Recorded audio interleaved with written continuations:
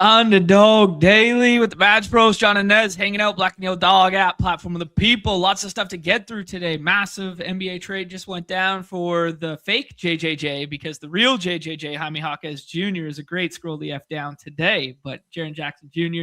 just got traded to the Utah Jazz there. We'll talk about that a little bit. I know I teased yesterday a couple things I teased yesterday.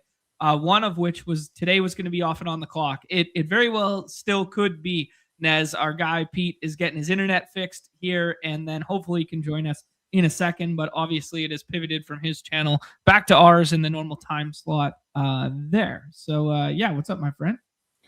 Nothing, just kind of reeling from this trade that just went down. I mean, wow, no teasing, no edging. The access reporters just straight bombs dropped. Wow. Yeah, wow.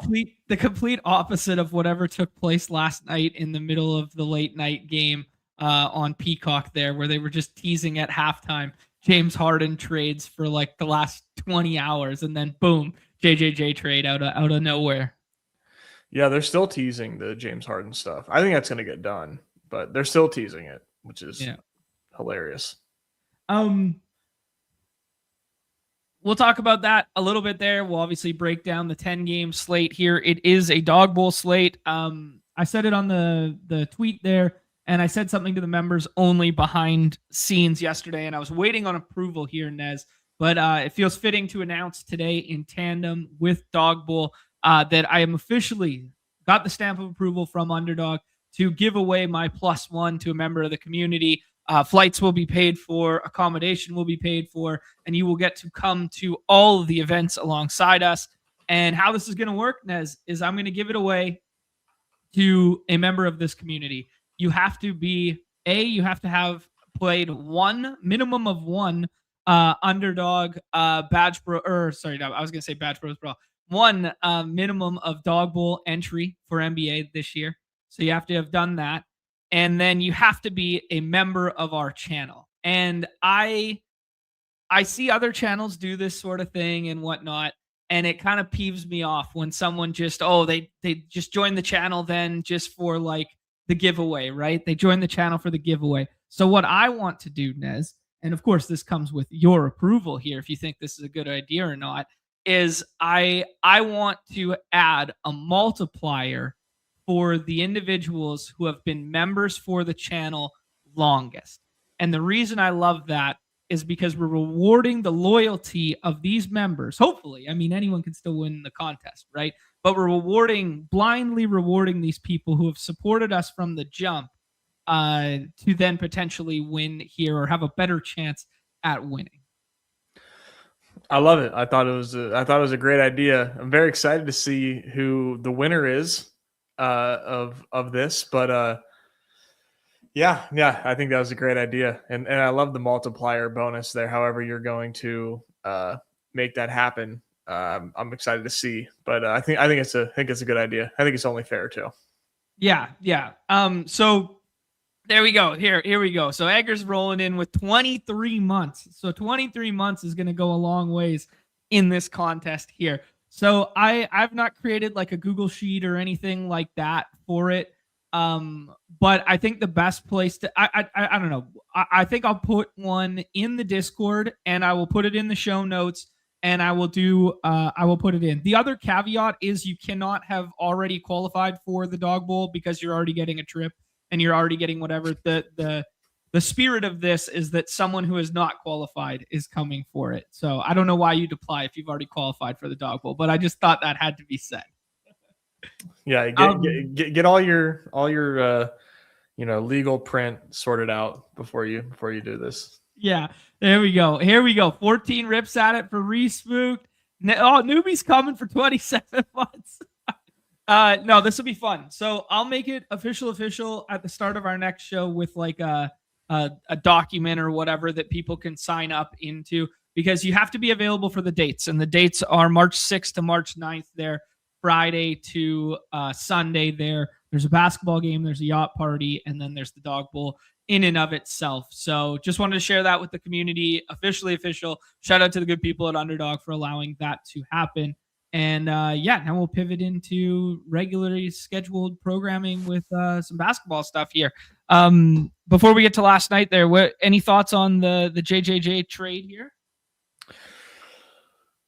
I mean, yeah, I'm still like processing it and everything, but I really like it. I like it for both sides. I mean, Utah was already kind of overachieving this year without Walker Kessler.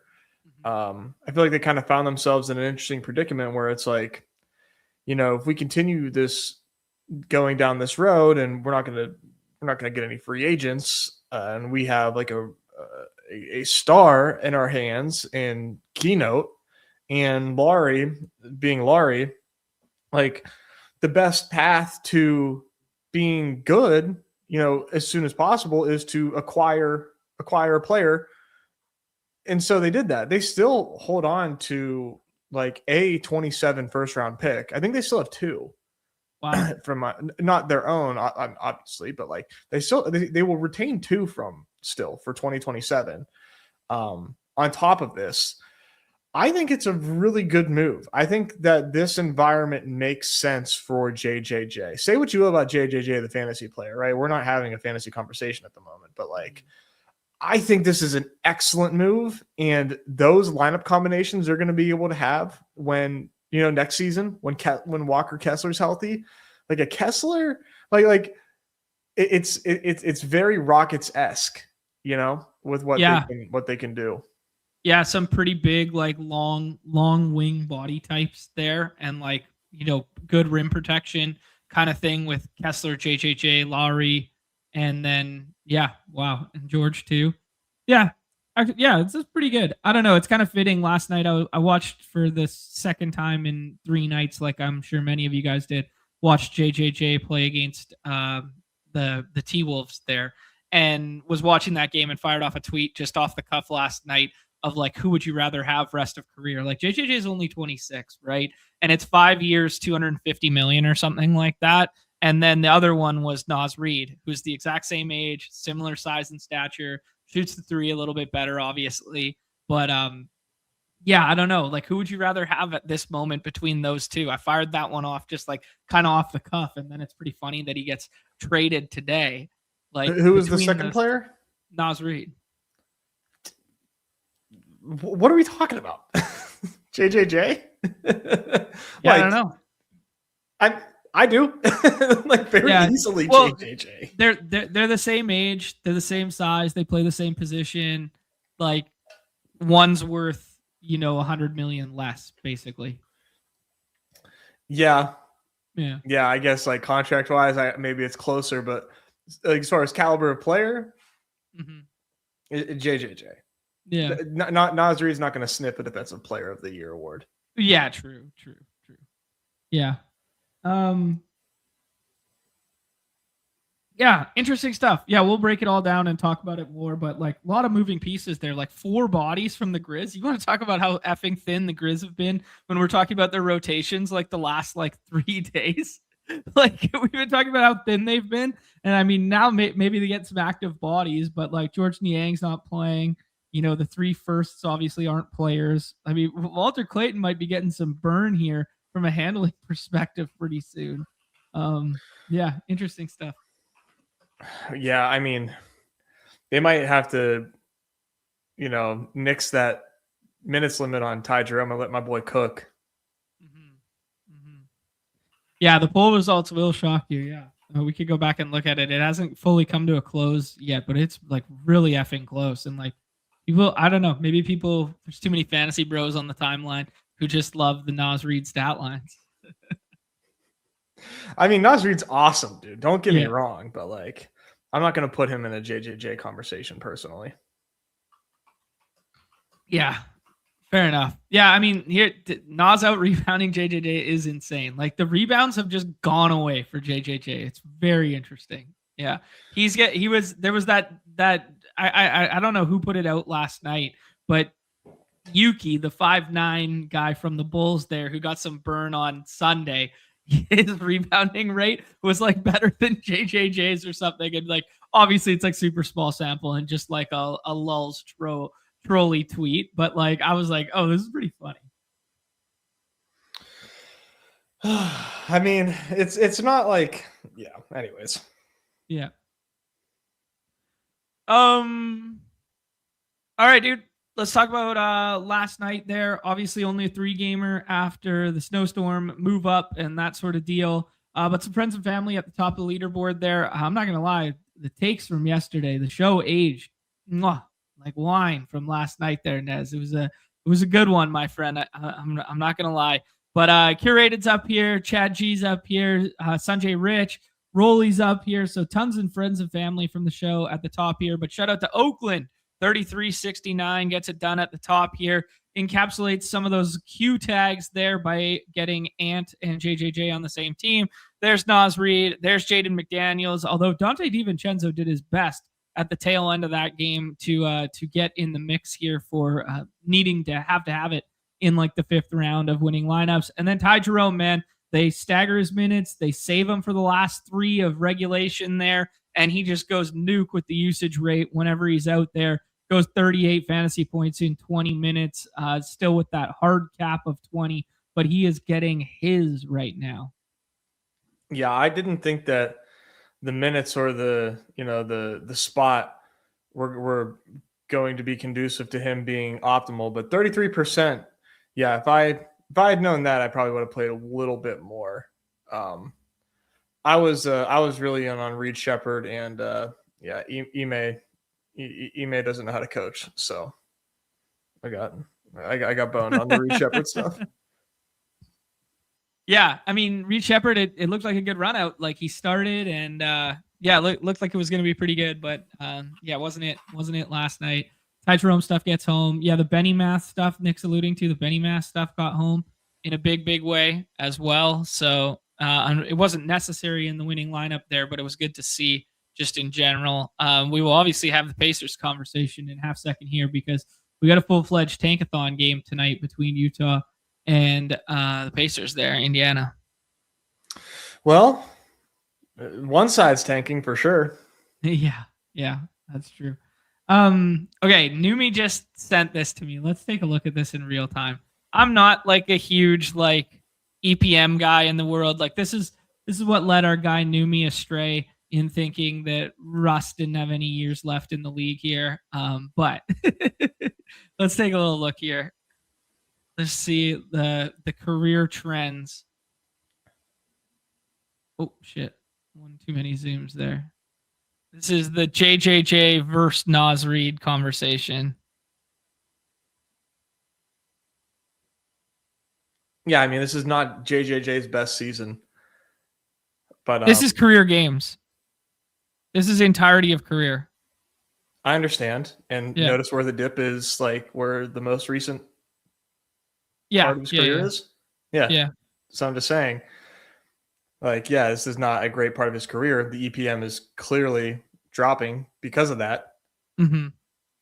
However, like Nas is not touching those peaks. Right. Yeah. Not even close.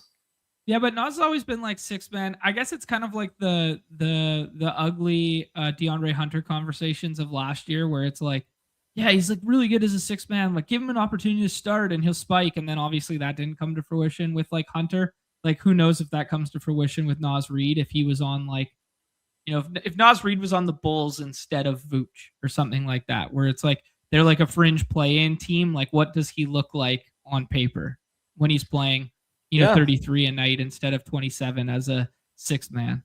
Yeah, I don't know. I would like to see it. I'm not like a Nas hater. Like, I'm just curious. Yeah. All right, dude. Let's talk about today's slate. We got ourselves a 10-gamer here. Lots of moving pieces, obviously, which is I don't know. Like it wasn't necessarily going to be forecasted that way because we only got 2 teams on the back-to-backs here. Kind of a weird slate with start times too. It's like really dense, and then it's like bang, bang, bang for the last 3 like late night windows, and that means we don't really have the Sixers injury report for a little bit here, which is kind of messing with some some room dynamics, I guess, because some people are playing Embiid in, some people are playing Embiid out, some people are treating it like a landmine and he falls to like the 4th or 5th round. Other people are still taking him at the 6-7 there. So yeah, but back to backs. We got the Pacers, and then we got the Pacers full injury report there, and then we got the Sixers. So those are the only two. Everybody else is at least 1 day's rest. And then front end back to backs, we got the Nuggets, the Knicks, the Bucks, who just had a downgrade, midday Q-tag downgrade on Bobby Portis, OKC, and then the Celtics. So we have 1, 2, 3, 4, 5 back end back to backs, 2 front end back to backs. Just thoughts on the dynamic of the slate right now, thoughts on the macro, where you're kind of at with this 10 gamer. Yeah, I'm at the moment kind of. It does not feel like ADP is reflective of reality, like the past few slates have. Right now, because of the moving parts, like you talked about, Embiid's ADP. Can you refresh that? I don't even think that's even up to date. Like it's too high, but his ADP is so fake. I've seen Embiid fall to like the 6th round, and at that point, I just like I just do it. I can't believe he's only 8-9. Yeah. That's wild. Like if I get 5th round Embiid, like at this point, I just do it because the swaps right now are really, really favorable. And how many minutes did he play last night? Only 29, I think. 32. Okay. Yeah, it obviously seems unlikely. Most people do not expect Embiid to play. I don't expect Embiid to play, but I'm gonna take the risk in the 5th round. Yeah, I'm not adhering to ADP very closely at the moment.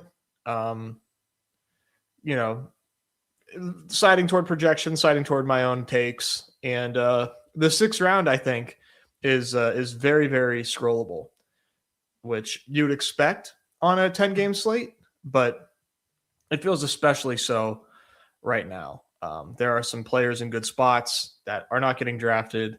I think this is this feels like a very, very fun slate. The only downside to this slate on the macro is that it's a Joker Luka slate, but to combat that, we do have Shea. We have Maxey with we think no Embiid. We've got this is a loaded 1st round on the whole. These are guys in good spots that project really well. I didn't even mention Jalen Johnson, but that's the only thing that you can really take away. Is like to take away from the slate. It's like, it is a Joker Lucas slate, but it's a massively loaded 1st round. Yeah, Joker held in check last time out against the best defense in all of basketball. I'm not sure there's anything to take away from there. Just wasn't getting shots off, and nobody else was making shots, so he wasn't diming up. The Embiid stuff, it is 4 games in 6 nights. So Monday, Tuesday. So they played yesterday. They play. I mean, you could go back to Saturday if you really wanted to. They played Saturday, Monday, Tuesday, Thursday, Saturday. So they get 1 day off, and then they get at Lakers on Thursday, and then they get at Suns. So this would be kind of like the natural spot to rest, especially with Curry out on the other side. But I agree with you, man. I was taking him. Joel fell to the 5th twice, and I just took him both times because I was like, I don't know. But yeah, as Nick's hitting in the chat right now, Warriors -3.5 with no Curry is probably the biggest issue with the Embiid likelihood. But, Embiid is one of those guys, man, where he just does the opposite of what you're thinking at every isolated moment and makes his own decisions. So, yeah. Right. Exactly. That's like the Embiid effect. Yeah, exactly. I do like you pointing out the Luka and Joker kind of like counterbalance is the fact that you can kind of get 2 of this top 7 or 8 tier, and I actually think this top 7 really matters today. Famous last words that I think Cat belongs in that tier today, but I'm a very big proponent of like, hey, right hand side of the board, if you can do like SGA plus JB or SGA plus Cat or Maxey plus JB, like stuff like that you can hold your own today, definitely.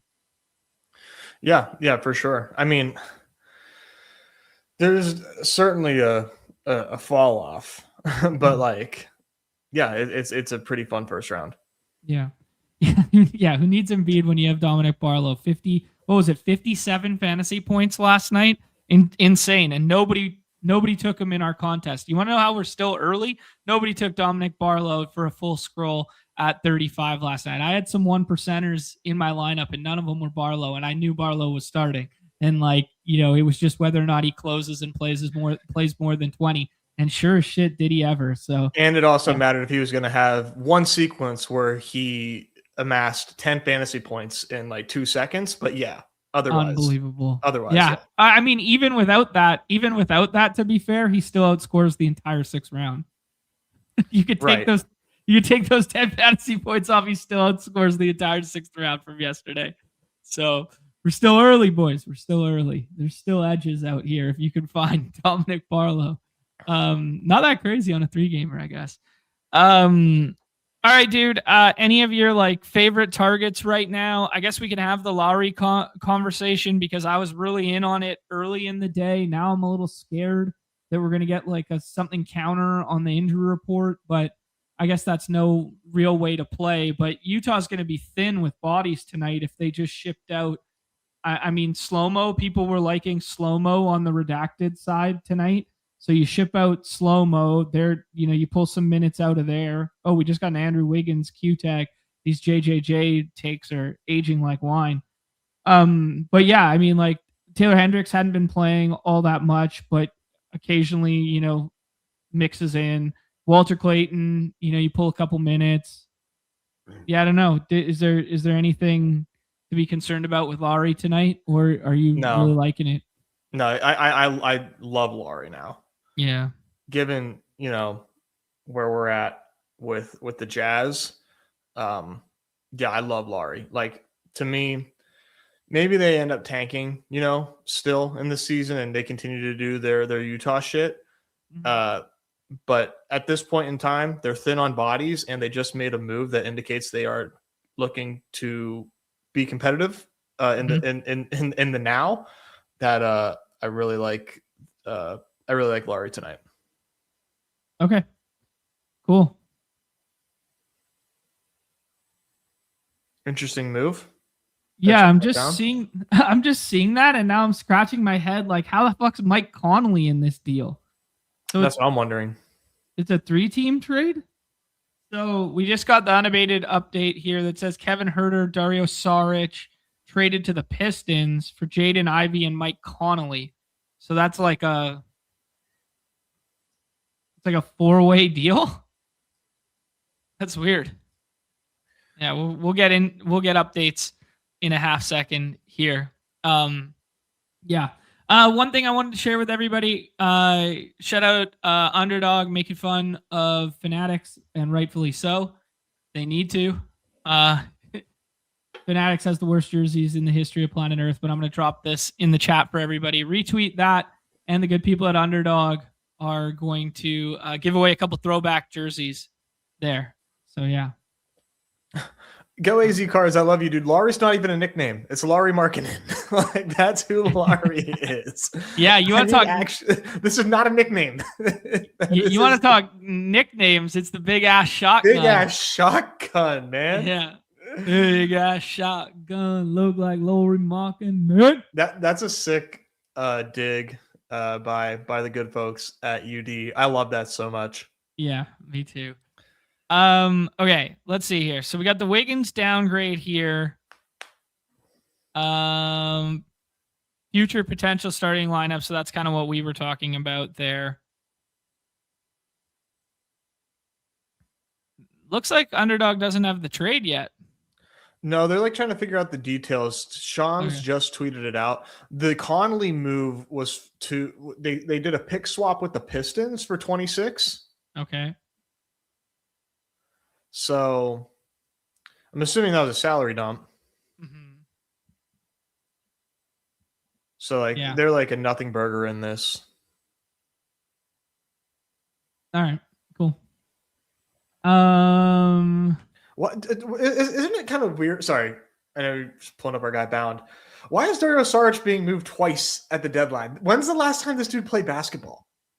Oh, he got a couple stints in the rotation, like, the last week or two, but like, yeah, no more than like 10, 12 minutes. Like Dario Saric to me is like he's in the same vein as like Danilo Gallinari. Like I'm like these are they are the same guy. Won't play Tuesday. No shit. The dude's not going to play at all. Like, Yeah, maybe it wasn't that recent.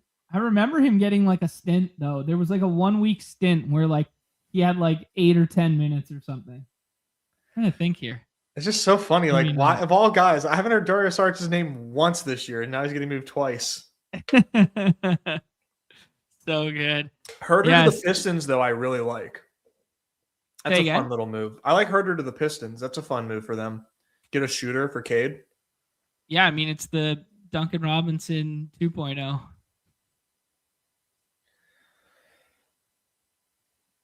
Dude, you know what though? Like that means they probably got to convert Dennis Jenkins too, because you get Ivy out. This is actually pretty fun for Dennis Jenkins to be second unit handler. Yeah, for sure. Yeah. Anyways, all right, dude. Let's rip through it all. Let's yeah, I don't know. I've done 15 already. I was scrolling like crazy and like taking some crazy, I don't know, taking some crazy picks today. No way. Yeah. I I thought Jaime Jaquez Jr. was like really good, and now it's like aging quite nicely with the Norm downgrade and the Andrew Wiggins downgrade. So he was one of my favorite 6th-round picks. So that one feels good. And I was playing Pacers as out, like as is, because Nemhard hasn't played back to back in a full year. So I was just like, yeah, that ain't happening today. I actually didn't know that. Yeah, he hasn't played a back to back since February 14th or 20th of last year. I did not know that. Yeah. Wow. Crazy. I mean, I didn't expect Siakam, but and I really didn't expect the Pacers guys either. But I didn't know that fact. That was wild. Saving it for the show there, and they beat me to it. All right, dude. Let's go game by game here. Jump over to the beautiful Unabated interface, and we can kind of rapid fire some of these because we got 10 to get through. What was the highest total on the slate is now, well, it was flirting with the highest total on the slate. Let's see what it actually moved from. 234, 236 and a half. So it was never quite as high, but one of the highest totals on the slate there. But in this Pacers and Jazz game, the spread has now flipped. It started at like 3.5 the other way, down to 3, down to 1 this morning, and now is 1.5 in favor of the Jazz here. That is based on the Pacers injury report that they just put out. Second night of a back-to-back for the Pacers. And I'm not going to say they're waving the white flag in any respects, because they're still going to find a way to somehow play 11 effing bodies and keep a game close, as they're prone to do. But yeah, they're without Hallie, and they're without Obi Toppin, of course. And then they are without Pascal Siakam, Aaron Naismith, Andrew Nemhard, TJ McConnell, and Benny Math, a.k.a. Benedict Mathurin, after last night. And then they have the G Leaguers listed as probable, and Talon Peters, who could do some handling, Quentin Jackson, who can do on-ball defense / handling, but isn't like the best scorer in the world, Ethan Thompson, who has also started at times this year, and then Micah Porter, who's like Micah Potter, who's like the second / third big. So, I mean, we might have a 2-man big rotation with Huff and Walker tonight, and then some combination of like G Leaguers, running the point, Ben Shepherd kind of doing his best Jalen Wells impersonation in 28 minutes mixed in there. Yeah, so let's talk about this one from the Pacers angle first here. And are you excited to, jam and or swap to any Pacers now that like, quote unquote usage is going to be, up for the grabs here? A swap TBD, but I'm so excited about Jarris Walker. Okay. Yeah, I think he's firmly in 6th-round territory right now. So he's my favorite. Jay Huff, low key, like maybe not low key, but I think low key is still interesting as a play. Yep. But I prefer Jarris Walker here. No Ben Shepherd. But Jarris Walker, I think, is like legitimately like pretty interesting today. Okay, cool. Yeah, I thought it was going to be a Jarris Walker start night last night, and then it wasn't, and then they started Huff, and I was like, well, it's still a bad matchup, blah blah blah, but yeah, maybe I'll get to some because it was such a short slate. I don't know how I just got to dunks and threes like that. I was looking for something else. What's going on here? There we go. All right. Yeah. Yeah, I'm good with either of the bigs here. We love attacking Filipowski just in general, and we assume that's who's going to be starting at the 5. Across from him, yeah, I don't know. Minutes will probably be funneling to, some combination of these 3, the G Leaguers there for some handling and that sort of stuff. Furphy will play a large percentage of it and be in there. He's a good rebounding guard.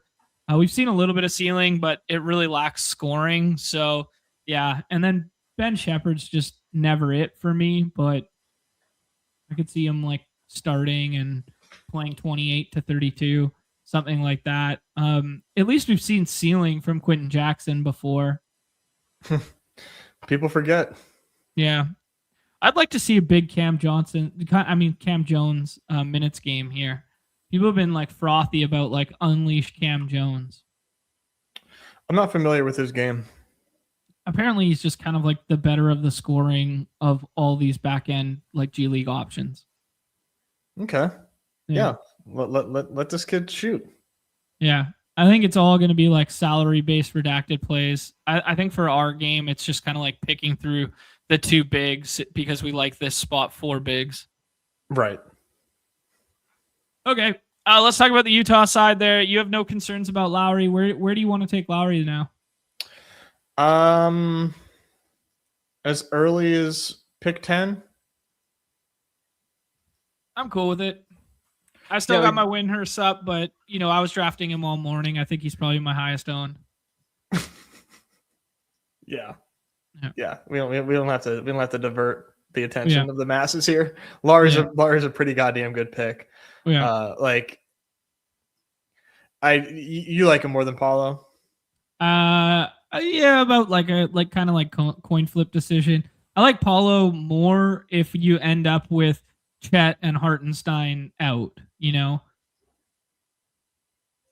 like that help side rim protection stuff. Like he probably gets Dort, I would guess, but you just get rid of some of that length and paint protection, and I would like Paulo more. But like they're that same tier for me, where it's like after Cat, and I mean famous last words on Cat, but you guys know my affinity for Cat in like good matchups when Mitch Rob isn't there. Like after Cat in this next tier, like this is kind of like one big brick here, Like so the same way. Yeah, like so you're missing somebody, but yeah. Who am I missing? You'll never put him in. Oh yeah, there you go. And he deserves to go. There you go. There you go. Sure. There you go. Yeah. Hey, John. Look at old John Boy showing some love to Ryan Rollins. Yeah, we'll see. I can't wait for him to put up somewhere between 35 and 46 fantasy points based on how many minutes he plays. Oh my God, 44 fantasy points. How am I ever going to win? There's only 2 seats available tonight. There's only 2 seats available. And Ryan Rollins in the 3rd round is not how you get one of those seats. Yeah, because you got to take him in the 2nd round, buddy. Nice. Okay, cool. Anybody else on Utah here? I've seen a couple smart people taking Filipowski in the last round. I've taken Isaiah Collier a couple times here. We talked about the ceiling potential for Ace Bailey if he falls into minutes there. The minutes haven't come back since that 34 stint there against the Warriors, but no reason to think they can't run him a little bit long today because, I mean, you're missing a lot of bodies here. Mm-hmm. Yeah, you absolutely are.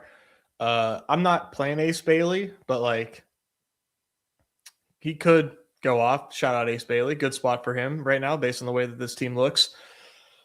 I love Isaiah Collier, man. I don't think he's getting enough love anywhere at the moment. I really like him tonight. And I don't normally like Filipowski, but I kind of like him tonight. These guys, Collier and Filipowski, are going to be like sub 20% guys tonight. So pretty useful in a spot where the total is very high. Excuse me. They should all be seeing 30 plus minutes. That's attractive. I want that. Okay. Yeah, agree with you on all fronts there. I think all three of these guys are fine. I think Filipowski's probably the best of the bunch. I mean, obviously Sengun and Filipowski can't be like mentioned in the same breath, but if you just want a pattern match of how guys got cooked last night, yeah, that's how the Pacers got cooked last night, was all on the inside, all running through Sengun, dunks at the rim, right? Man, Sengun was awesome. Yeah. He played so goddamn good. Yes, sir. All right, dude, let's keep pushing here. Nuggets and Pistons, 228.5, 5.5 by way of the Pistons there. I mean, I'll read the injury report here because Christian Braun has a Q tag, so he's kind of like trending towards coming back sometime soon. May very well be tonight. Aaron Gordon has the out tag. Cam Johnson has the out tag. On the Pistons side, it's all G Leaguers, and then our guys cash our lineups. Levert goes ahead and has the available tag with the illness there. The rest is G Leaguers. I think there's basically only 2 draftable players on either side of this one, unless you tell me otherwise. Nope, I will not. Okay. The only thing I will tell you is that, man, I know that they're on the road, but 5.5 to the Pistons with a Nikola Jokic Nuggets team is crazy. Yeah, that is kind of crazy now that you say it. I don't really agree with that. I don't really have anything else to say other than I disagree. Yeah, Detroit's been really good defensively. That's the thesis, I guess. And For sure. you get the combination of Duran and Beef Stew to deal with Joker. But yeah, it's fucking Joker. Do you think Joker's soft capped here? They got the front end of the back-to-back. They play the Knicks tomorrow. The narratives are out there that he wants to be in the awards conversation or whatever. I think that's narratives that other people have made up. I'm not sure Joker overly cares about that, but if you told him, hey, the difference in playing 25 minutes on the second half of a Tuesday night is the reason that you get to play the following, day to keep yourself eligible for awards, I think he would like be in agreement with it, right? So effectively, he can't miss 2 more games the rest of the year. So if he's front end back to back tonight, is there any concern that, hey, if they're down like 10 or 12, that they cap him at like 28 or 30 or something like that? No, I don't think we're gonna get ceiling game Joker. The PRA indicates that it's 43.5 tonight. He's like a 50 guy, night in, night out. So right. I think you're probably looking at 30 max tonight, but he's still my 102. If I told you SGA didn't have the Q tag right now, would you take him over him? No, I don't think so. Yeah, I'm just. If I told you SGA Embiid was ruled out right now, would you take Maxey over him? No, I don't think so. I don't know, man. Maybe that's bad, but yeah, I would still take Joker too. Yeah, I mean, yeah, this is the counter from Bound is just like 24 minutes of Joker on the last Dog Bowl slate, dropped 60 fantasy points, and it's just like, yeah, that's what's in the range of outcomes. And like this last one with the 29 is like, hey, toughest defense in the world against him, and guys just they were blitzing him with like 2 double teams and stuff like that, ball out of Joker's hand, and nobody's knocking down shots. Well, there go all the potentials, right? Right. What are your thoughts on Jamal this evening? 3rd round pick, staple of the 3rd round, but is he a pull up to pair with Joker guy? Is he a pull up to pair with Luka guy, or is he just kind of like fine in the mid tier? I think he's fine. I think he's worth like 1 or 2 spots ahead of ADP for me. Just because I want to like mix and match. It's really easy to just like repeat the same combos over and over and over. The ceiling is worse with Joker, but he still has, really solid range of outcomes for where he goes, especially at his ADP. He's worth getting overweight on. I mean, I think I prefer him over Sar. And I guess there's nobody else I get to guess that's like in front of him. So Okay. Yeah, I like him more than Sar. Okay. Yeah, fair enough. Thoughts on Philandi's comment here? Just like anytime you can get overweight Joker, like it's like a good thesis to do so. I mean, I'm a little bit scared of the minutes in the matchup tonight, and I do really like Luka, but Luka, you could throw a little wrench in tonight if the Q tag Austin Reeves, who we've been kind of like forecasting would be coming back for like 3 games now. If he's in there, you could kind of like, okay, yeah, maybe Joker over Luka, but I don't know, man. I think it's a pretty good Luka spot tonight. Yeah. Over for the most part, I think more often than not, yeah. I think like when in doubt, get overweight Joker and see what happens. If you were building the hashtag models right now, how many minutes would you give Joker tonight? 29. Okay. Yeah, I think that's a pretty reasonable number. All right. Other side of that, anybody other than like, does anything free up here for Detroit after we get this trade and whatnot? Like, take Ivy's minutes out. Like they never run a SAR long. I don't know. Can you play a SAR in the last round, or is there just other places to go? No. There's nowhere to go. Okay. And then between the Duran and Cade conversations, do you like Cade in the first round, like at like ADP range, or do you like him below some of the other guys? No, I like him. Where he goes, which is ahead of SGA right now. I do think SGA plays. Okay. But I'm playing like I don't want to be underweight Cade, so I'm just kind of like playing the market on that one. Okay. I think I like SGA more than Cade if SGA suits up. I have SGA at 3. Yeah. Like I'm just gonna take SGA with the Q tag at 3. It's a finger thing. He went through over Jalen Johnson. Yeah, Zinger's back. Hmm. Yeah, I mean Jalen. I think the Jalen stuff's fine, but yeah, if Zinger's back for 20 minutes and he has to deal with like Bam/Ware and stuff, I know it's gonna be a track meet and it's the highest total on the slate, but I think SGA floor ceiling is better. I mean, Orlando's been like one of the worst defenses in the league for a bit now. Like they have decent on-ball defenders with, Suggs and Black, but like, man, SGA just gets his. Yeah, he does. Yeah.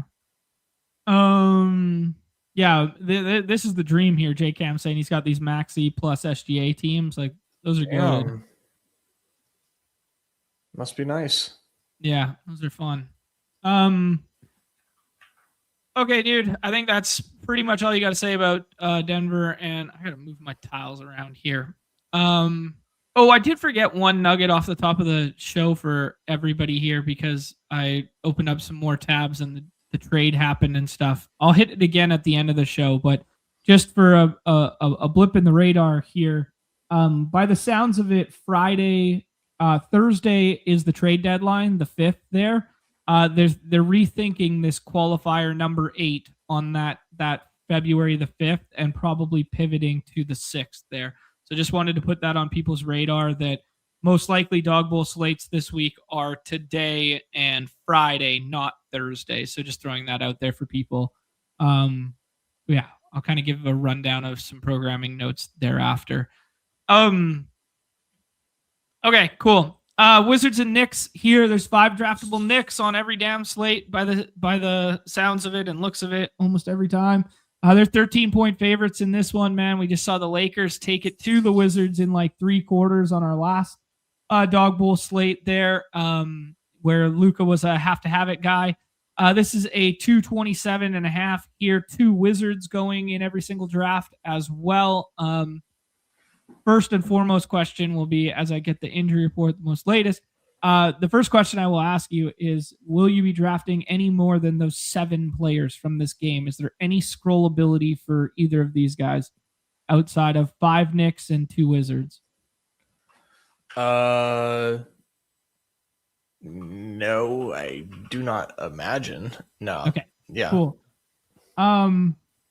Okay, what then. The fuck is going on, dude? Fucking hoops. So we just got our swap, guys. Last slate, it was a Joker midday out of nowhere RKO. Right now, if you are in a draft, you could go ahead and select Nurkic in the last round. Go ahead and select Nurk in the last round.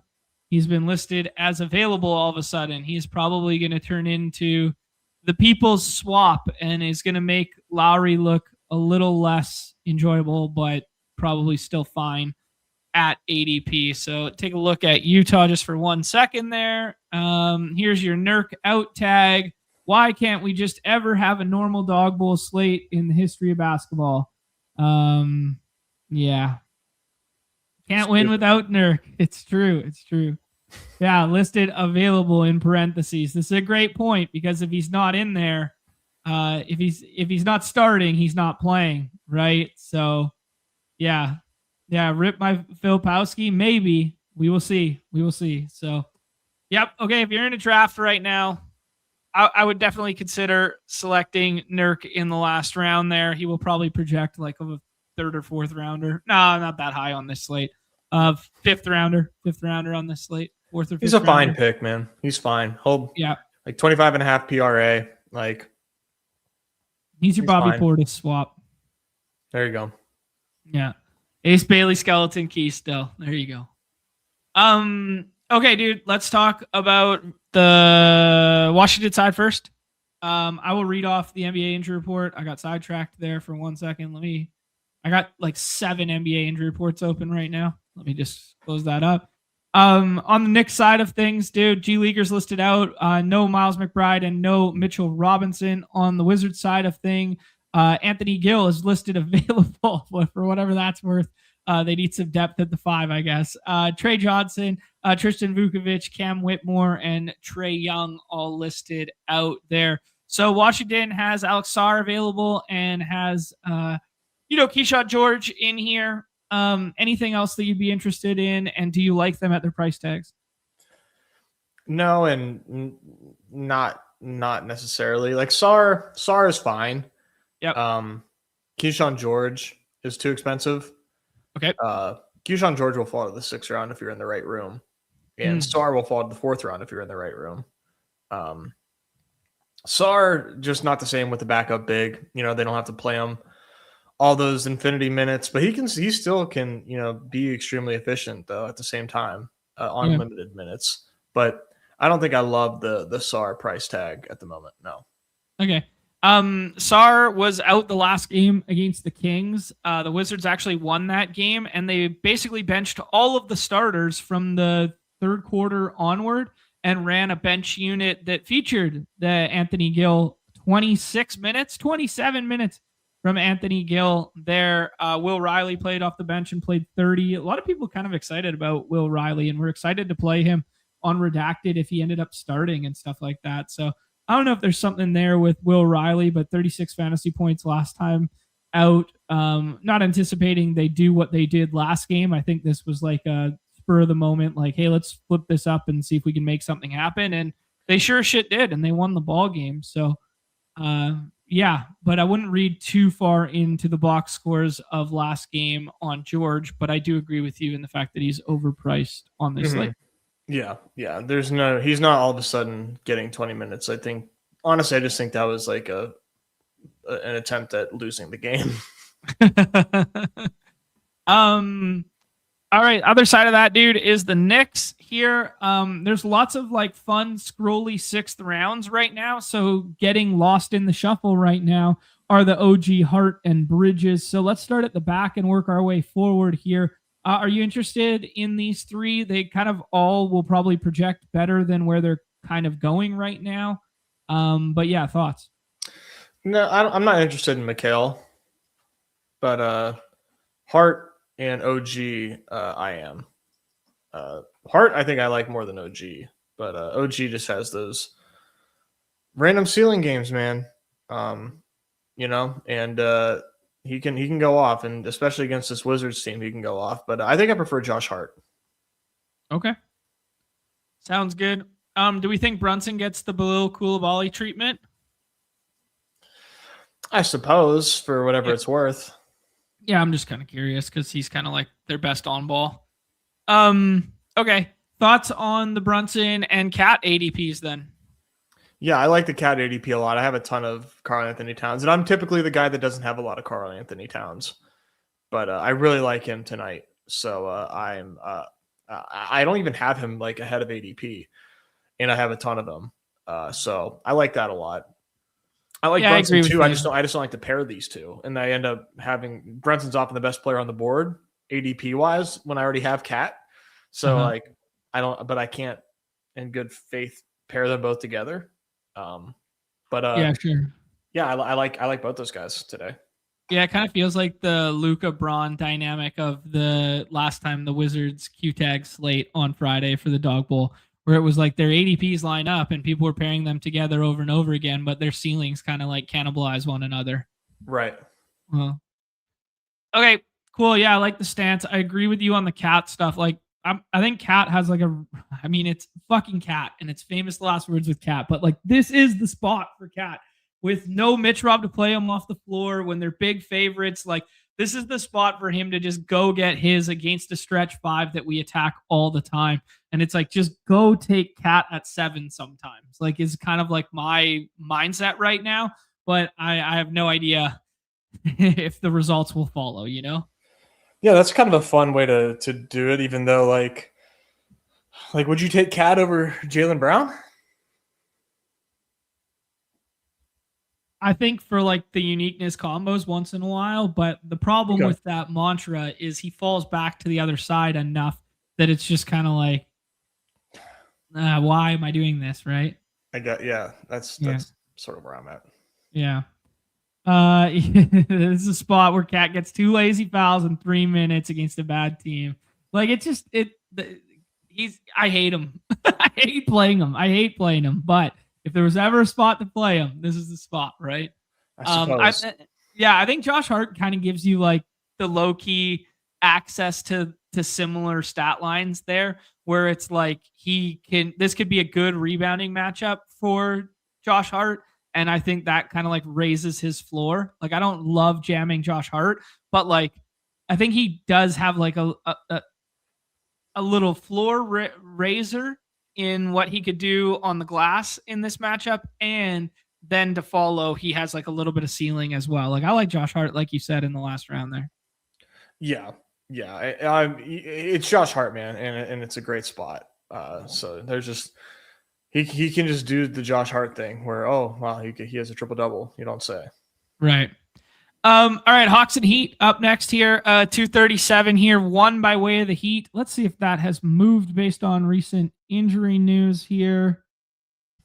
Moved a little bit over the last couple hours here, down to 1, basically. And yeah, that's because we got Norm Powell changed to a doubtful tag here. He hasn't played in the last 2 games there, so not anticipating Norm Powell this evening. Tyler Hero is still out here. Jaime Hawkins Jr. listed available.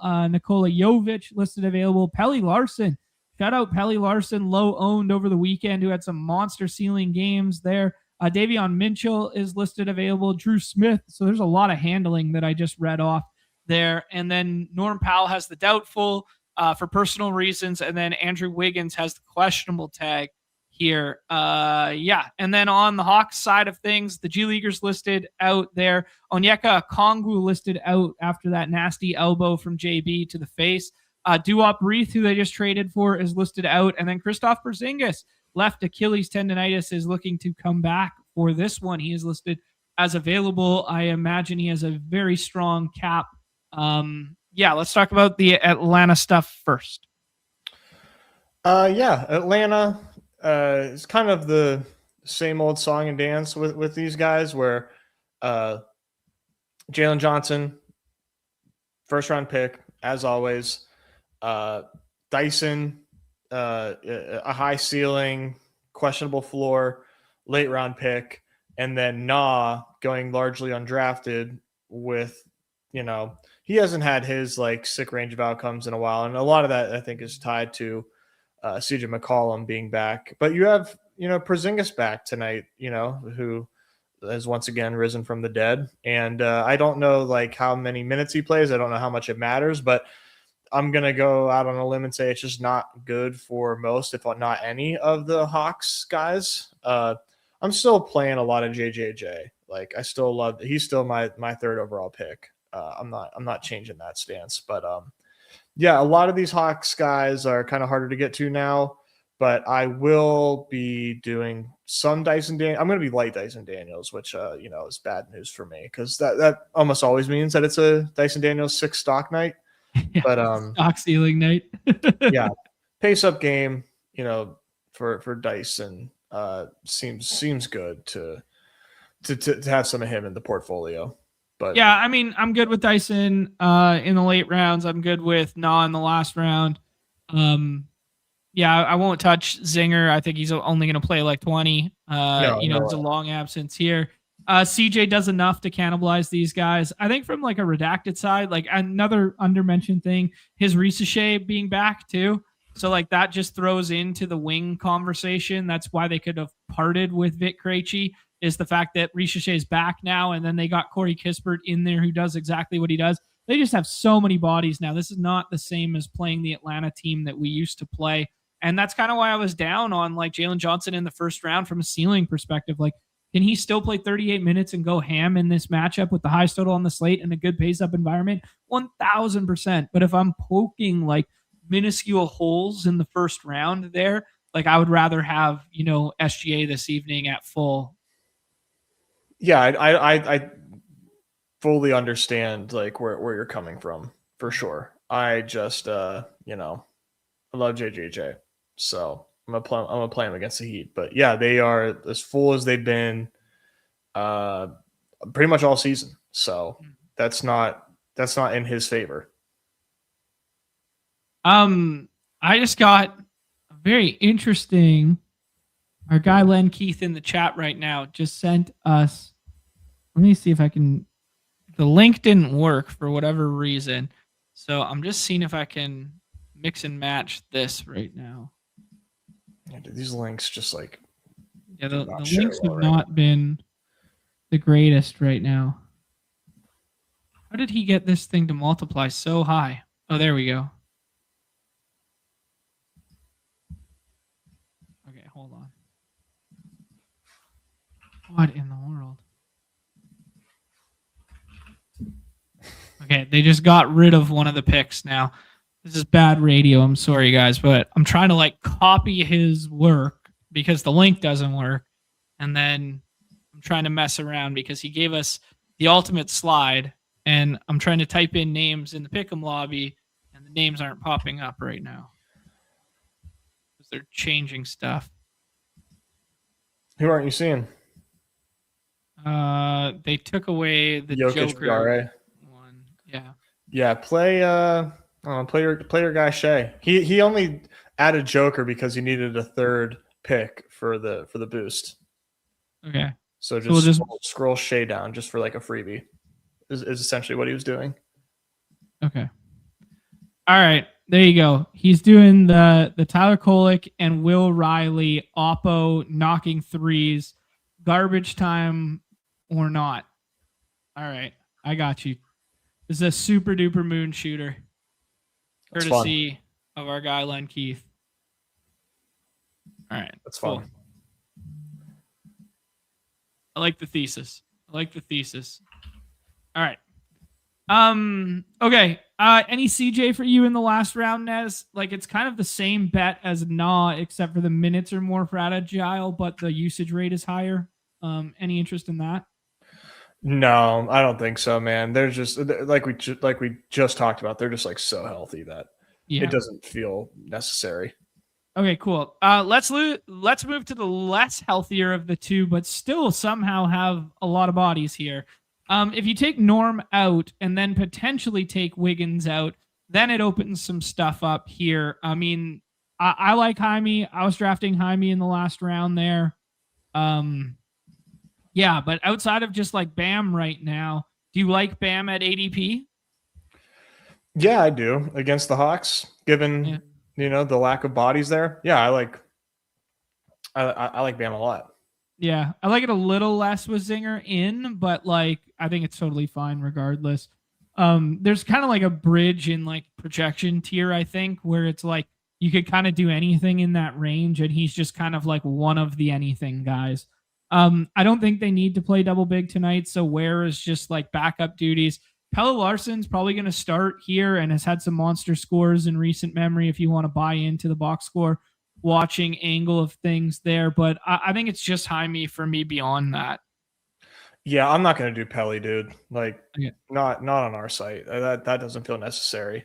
And like they do have Davion, still, so that doesn't necessarily, bode well for Pelly. There's that's just like some handling taken away. So yeah, I like Bam and Jaime, man. Jaime is a great 6th-round pick. Might be my swap, but yeah, he's excellent. Okay, cool. Who, if you were gonna swap right now, would you rather swap to Nurk or Jaime?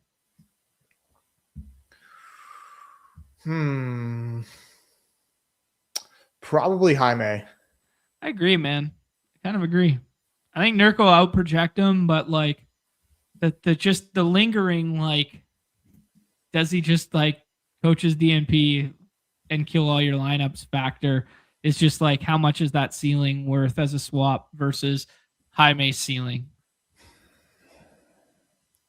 I know. I just like given that state of that Heat team.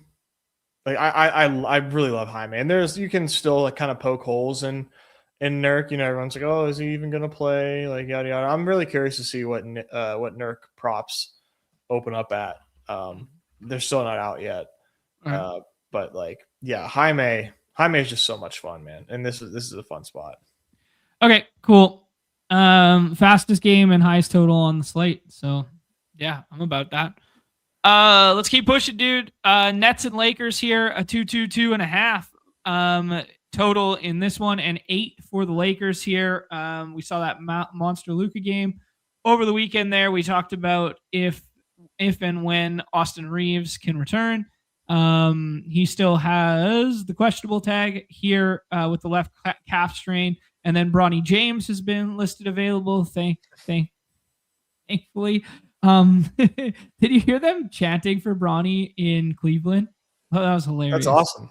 Yeah, they were beating Cleveland was beating them pretty good, and then in the fourth quarter, Cleveland was chanting for Bronny to come on the floor, which was pretty dope. That's just I would do the same thing. Yeah. Noah Clowney's been listed available for the Nets here. G Leaguers listed out. Zaire Williams listed available, and then Haywood Highsmith listed out here. So the Nets are going to be pretty full. Michael Porter Jr. missed the last 2 games for personal reasons. One was like a pretty late downgrade. Those are coming after he had the monster revenge game against the Nuggets there and showed, ultimate ceiling for him. Actually had some nice quotes after the game about like, it's just like, oh yeah, this trade worked out for both parties and I'm pretty happy and blah, blah, blah. So it was pretty cool. Anyways, Michael Porter Jr., the only draftable net for you, or can we do the Claxton versus Ayton thing? Thoughts? No, I'm not doing Claxton today. Okay. But Michael Porter Jr. Is pretty interesting, I think. Okay. Yeah, he's kind of a faller in rooms right now. Like he's kind of like the end of a tier for people. And I was just kind of like eating that up in the 4th round to just be like, this guy probably shouldn't be a 4th rounder like almost ever. Like even if the matchup's tough for him, even if there's size on the other side, like, yeah. And even if they're full, like they kind of look like they are, like they got a lot of bodies today. But I think Michael Porter Jr. is not a guy I want to be like crazy overweight, but like when he's in the 4th there, like take him. That's where I'm at, right? Like I just think like obviously he has ceiling. And I kind of like him in matchups where like they can kind of unleash him and not necessarily have to worry about winning a game. So on top of that, I don't know, man. Do you think they try to trade him? Like maybe that's a dumb question, but like his name hasn't really came up in conversations and rumors. Yeah, I don't know. But I don't know what his deal looks like. Do you know what his deal looks like? No, I think he's like 30 million. But is it like expiring or anything like that? I have no idea. He's got one more year at 40 million. So he's in the 4th year of a 5-year deal. 5 years, 180 for him. And yeah, I mean, if you get one more year, I guess maybe just not a lot of teams have 40 million to play with that they can just like take him on as like a fourth or fifth option on their team, like third or fourth. Like he's kind of that prototypical like, oh, he looks great when he's like the lone star on a bad team, but then when he goes to a good team, he just turned it into Denver again, right? Where it's like he's Yeah. the fourth guy and ceiling comes every 8 games kind of thing. He's a really good basketball player and he's like good away from the ball and stuff. But like, yeah, I don't know. I don't know who can afford, 38, 40 million for your fourth option. Yep, that's very expensive. Yeah. I'm sure someone who knows the cap and understands the luxury aprons and stuff better than I could be like, oh, this team it fits on, but like I don't know. Yeah. Lakers, just LeBron and Luka for you. Luka's our 101 today. Have you disagreed with anything I've said thus far? Nope, no. And man, is Ayton gonna do it tonight? A little Ayton random ceiling there in that Wizards matchup there, and then comes back down to earth again. That's how good the Wizards matchup is for opposing fives. This is why we're playing Cat tonight, guys. Is this Ayton box score? Look at that. Just back to prime Ayton, whatever Ayton's prime was. There it is. There it is. No, just Luka and Braun tonight, and yeah, I have my doubts about LeBron being who you need, but still taking him. Okay. Would you rather have Michael Porter Jr. or LeBron tonight? They go right beside each other. Michael Porter Jr. Okay. Yeah. Not playing Cat of this else. That's good. Good. I don't want you to play Cat. I'll play him. Yeah, I'm playing Cat because of exactly what Ayton did against Washington. Not because he's playing against the Lakers. Austin Reeves may or may not come back tonight, but it just kind of like, even if they start him and do the 20, 22 minute kind of like stint thing, it kind of just cannibalizes everybody, no? I mean, yeah, I don't think it I wouldn't necessarily use the word cannibalize because it's going to be on a heavy minutes limit, but it doesn't help anybody. Yeah. Yeah. Okay. Yeah, I'm going to be a little bit light on LeBron tonight. I'll have no Aiden, no Reeves, and I will just try and have as much Luka as I can with the first overall pick. Skill issue. Skill issue there. Yeah. Let's talk about the Bulls and the Bucks, dude. Bucks are thin or potentially thin now that we got this Bobby Portis Q tag as well. So this is a 223, 2.5 by way of the Bulls. Bulls started Io last time out, so I just thought that was an interesting little nugget there. They also just traded Kevin Porter. We just saw, or Kevin Herter. Fuck, what an idiot. Getting my Bulls and my Bucks confused there. They look alike, so I can see how you would, screw that up. Yeah, they look so much alike. Nice. But the Bulls are without Giddey tonight as well. So no Kevin Herter, no Giddey, no Zach Collins, no Dario Saric, dude. No Dario Saric. Whoa. Open up the minutes. Usage galore available. And then no Trey Jones, man. So you got questionable tags on Julian Phillips and Jalen Smith for some of that backup 5 stuff, or taking away the double big starting lineup there. And then on the other side, you got no Giannis, no Gary Harris, no Kevin Porter Jr., no Taurean Prince, and then you have a Q tag on Bobby Portis as well. Bobby Portis, I thought he was going to be like kind of jumping off the page to people early in the day, and then he gets hit with this midday Q, and now is falling sometimes to the 6th round there. Miles Turner's had 2 really good box scores in recent memory, and we like centers against Vooch. I don't know, maybe Kuzma just, starts and plays 33 here. And then if you're going to make me talk about him, Ryan Rollins is going to outproject his ADP, which is evergreen, but at least it's a good spot for it this time. Thoughts on what we're doing with the Bucks? Yeah, man, I am jamming Ryan Rollins, the first of his name. I am very much into Ryan Rollins. I liked him before Bobby Portis. I like him now. Against the Bulls, obviously, just a great spot, perennially undervalued. Good basketball player, by the way, in case you didn't know. John, have you seen this stat going around about Ryan Rollins? No. Let me hear it. Ryan Rollins this season is averaging 16.5, 5.5, 16.5 points, 5.5 assists on 47% field goal percentage, 40% from three.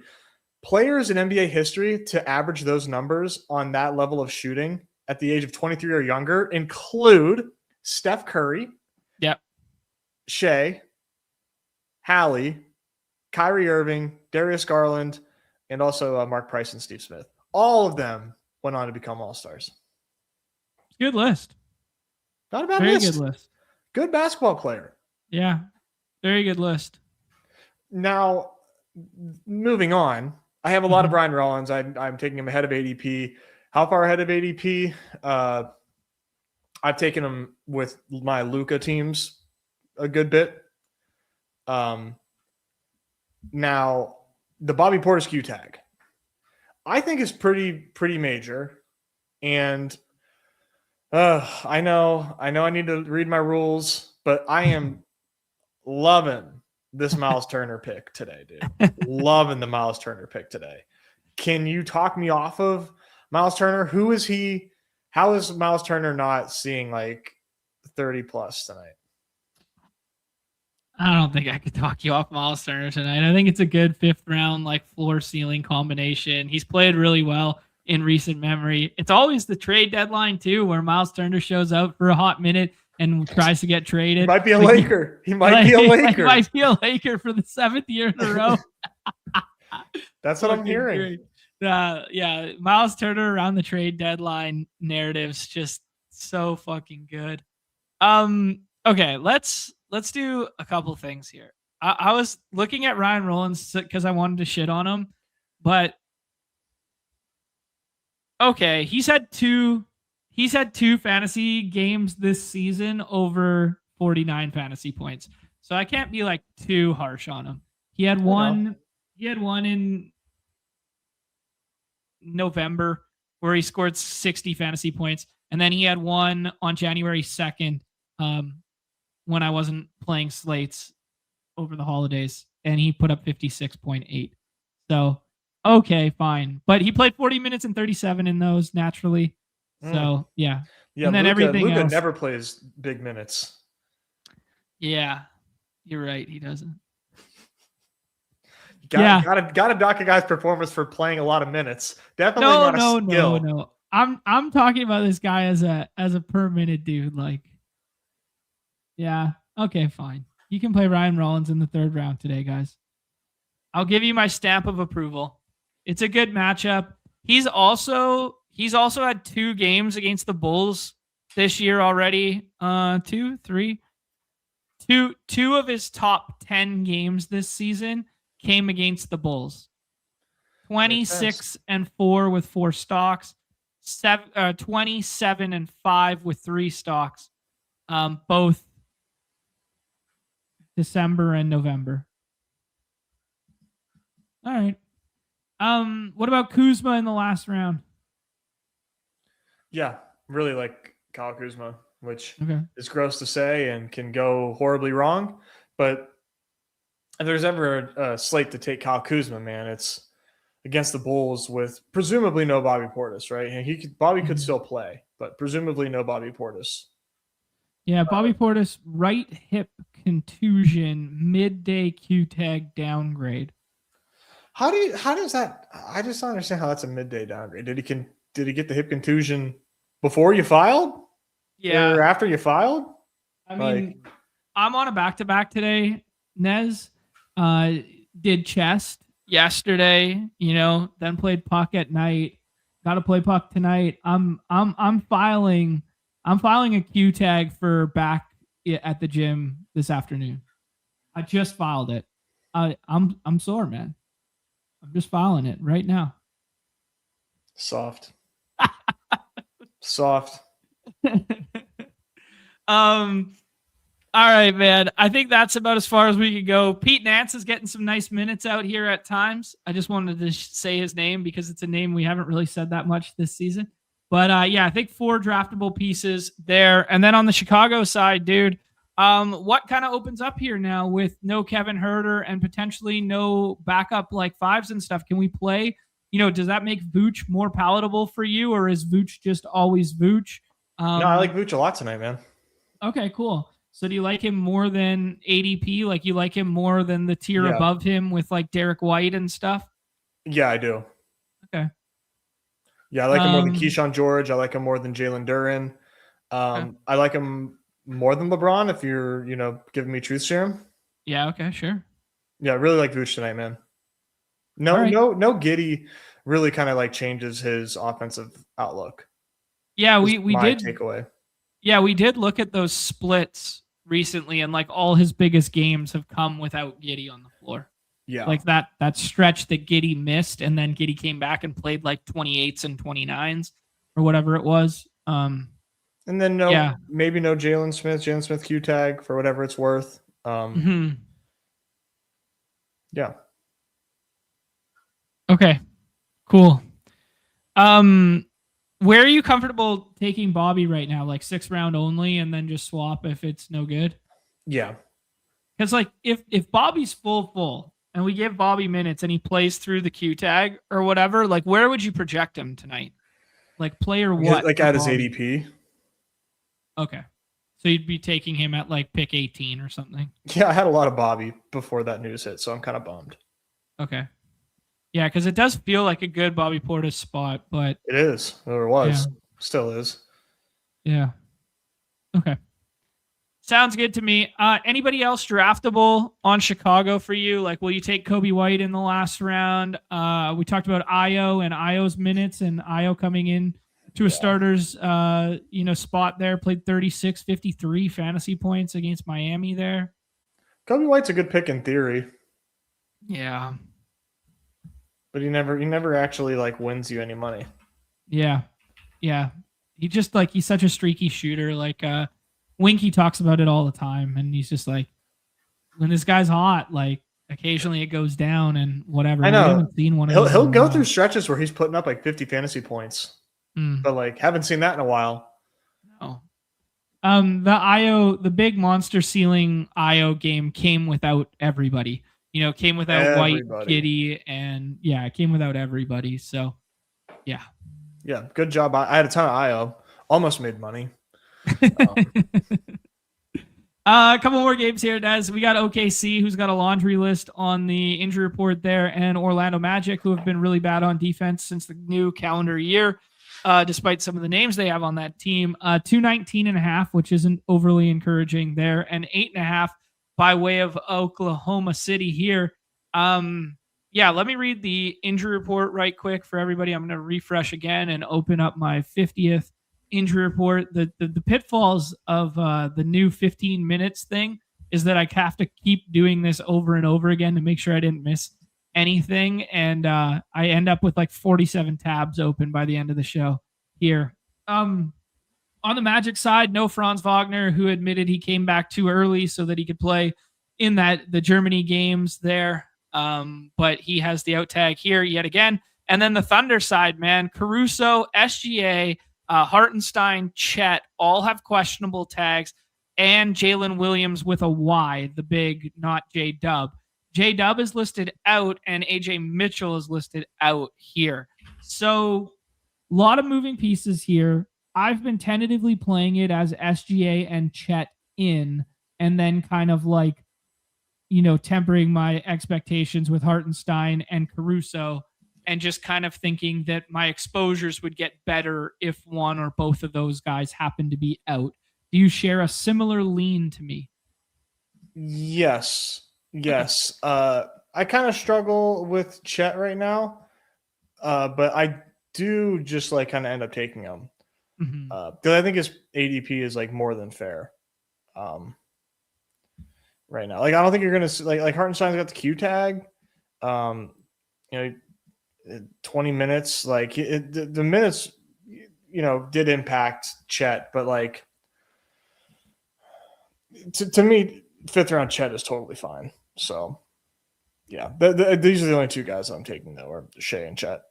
Okay, cool. If we get one of them ruled out or both of them ruled out, would you swap to someone from this game?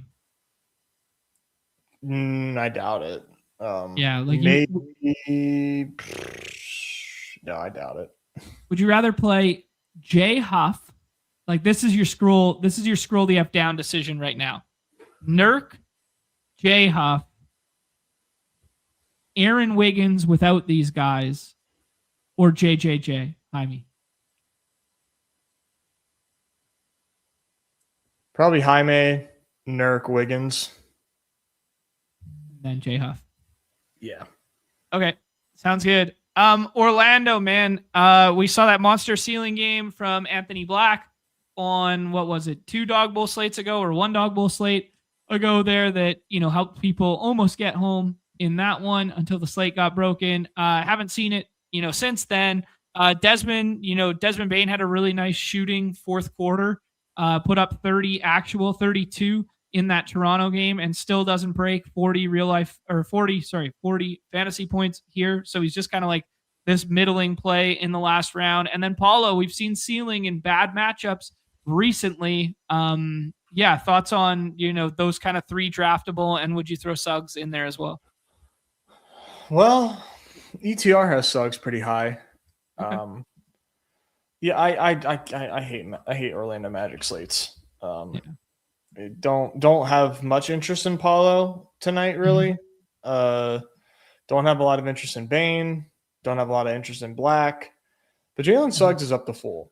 Like, he's pretty much like there. Like, he's playing 33 minutes. So maybe some like really low on Jalen Suggs. Would you rather play Collier or Suggs? Collier. Yeah, me too. But that's sort of interesting that he's super full, but like definitely not really interested in the rest of these Magic guys. Like, they're fine, but I need Paula to fall for me to take them pretty much. Yeah, I agree with you there, dude. It's basically like 1.5 draftable pieces from Orlando, and like which one of those 3 you want to play whack-a-mole with in the last round. Would you say Suggs is your favorite dart throw in the last round then of those 3? Yeah, I think so. Mm-hmm. Okay. Yeah, just flip the ownership a little bit. I mean, I'm done with Bain, dude. Just like even when he gets 30 actual, he just has nothing peripherally. The Bain and Black random ceiling games really irked me. Yeah. All right, dude. I think that was a pretty good synopsis there. Let's move on here to Celtics and Mavs. 223. Do you think Anthony Davis gets traded?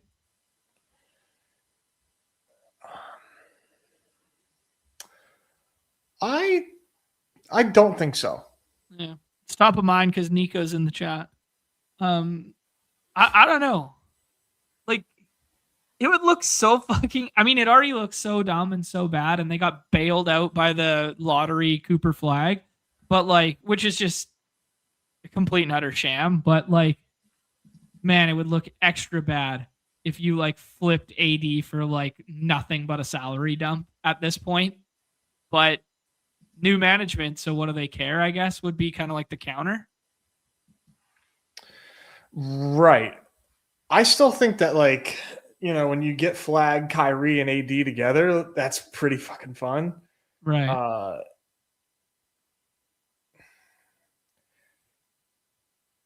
It wouldn't shock me, obviously, but I just don't think that they move him. I just don't think that it gets done. I don't know what suitors he has at the moment. I think everybody wants to wish cast Warriors because it's like one last kick at the can for Steph. Nah. Warriors are fucked. Warriors and are then fucked. you flip salaries. Like he's healthy enough to play later in the season, and you flip salaries of like buckets and him. Yes. No. And then whatever else you got to put in to make it work. I don't know. Yeah, I don't know like where he fits. Yeah, me neither. Lakers. Yeah, always Lakers. Yeah, it goes back to the Lakers for Ayton. Okay. All right. Let's talk about Boston and Dallas here. Did I say all the things yet? I'll reiterate. 223 here, 7 for Boston on the road there. Boston basically only has 3 draftable pieces on every single slate. Although shout out to Keita. who got home in a good matchup over the weekend there. Chris Boucher out here, Jason Tatum out, and then Amari Williams, the G Leaguer on the two-way, is listed out, which actually kind of matters because he was cutting into that 5 rotation with Luka Garza and Keita. So just put that one out there. On the Mavericks side here, you got Anthony Davis out, you got Kyrie out, you got Dante Exum out, you got Derek Lively out. You have a doubtful tag on D'Angelo Russell, who it looks like they're trying to trade. You have PJ Washington out. You have a doubtful tag on Brandon Williams.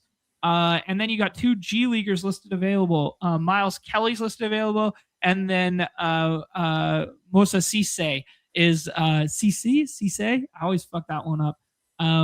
Is listed available here, or probable, available, probable. I don't know. I closed the thing. But basically on the Mavericks side, dude, only Cooper Flag is getting drafted. Is there any other player that you'd be interested in? And what are your thoughts on Cooper Flag at ADP? I don't have a lot of Cooper Flag today. There's just guys that I like behind him more, but like I think he's a fine play. And then Najee, I think Najee you can get to tonight with no PJ. But yeah, I don't really have a lot of either of those guys. But Flag's probably going for like 50 tonight. So I like it, man. Do the models like him tonight? Because his ADP is quite frothy, but he's been falling in rooms. No, I don't think that they do. All right, I'll be there then. I'll be there. If the models don't like it, I'll like it, and I'll pair it with like my Luka and Joker teams. I mean, he's going ahead of Bam, right? I've seen him fall. I've seen him go at 8. I've seen him go all ADP. over the place. Yeah, his ADP is right ahead of Bam. Yes. That just, I mean, God, never Bam, but yeah, he's tricky, man. He's tricky because you got to pay up for him. You got to do things that are not good process to get to him. But God, he's just a freak. Look at those box scores, man. Against 2 of the best rebounding teams right now, too. And he still gets 12 boards and 10 boards, and he puts up 49 on the Hornets and puts up 34 on, Houston in that matchup. I don't know who was available in that matchup for Houston. We could go back and look, but man, that's impressive box score. Yeah, I guess you just got to no ball, I guess, and just say, oh yeah, this guy's going to absolutely obliterate his props like every single night. Okay. Okay, indeed. They lost 107 to 111 in that matchup. Amen Thompson was there. Tari Eason was there. Sengun was there. Durant was there. Jabari was there. They were full, man. I know. They were full. Holy. Yeah. He lost me a lot of money because he hit his Cooper Flag teams like cucked me pretty hard that night. He went nuts, as you can see. Yeah. Mavericks, one last look here. They're gonna have a bunch of centers if Cisse is available to play tonight, and then they mix in Dwight Powell a little bit. But Gafford got up to like 28. Yeah, 25 and 28. So that's kind of fun. Just want to put that on people's radar. You're not playing it on our site tonight, but just putting that out there for some of these smaller slates we get in the future there, that it was encouraging to see Gafford get up to 28.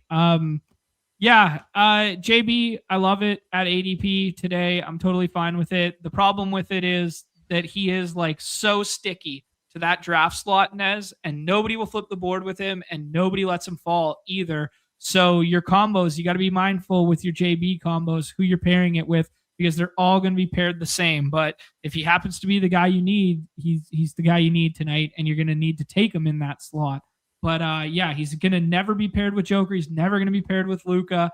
We just got to be mindful of that in terms of combo mapping this evening. Yeah, definitely need to be on the lookout for those combos. But personally, I want as much JB as I can get. So, okay. Thoughts on Derek White, who I joke every damn night has no ceiling? Derek White's does not exist to me. Yeah. I'm done with Derek White, dude. If he just runs into like 8 threes and 5 stocks one night, I ain't gonna be there for it. Could Dallas be that spot? Like giving up catch and shoot and bad defensively, and I don't know. Maybe Dallas could be that spot, but There's just guys I like in that range all the time more than Derek White, and I just never play Derek White. Yeah, I don't think that you are wrong for that. Okay. In fact, you have a dog bowl seat, so doing something right. Fading Derek White is definitely something that will earn you money in the long run, or at least it would have if you continue to do it. He'll probably go off tonight. Yeah, fuck Derek White. He's in the Will Hardy like camp. We need like a trash can. If we had like interactive graphics and a bigger audience, like we would have like a trash can where we could drag these guys and just drop them in like out of the queue and into the trash can. Dead ass drop them in there. Windmilling Derek White into the trash can. Yeah. A couple nice Kada games in a row there, 40 and 30 for him. Any interest in Kada in the last round? We used to always attack Gafford. No, I'm not. I don't play Nimi's Kada. Okay. Sounds good. Peyton Pritchard as a catch and shoot guy in this matchup.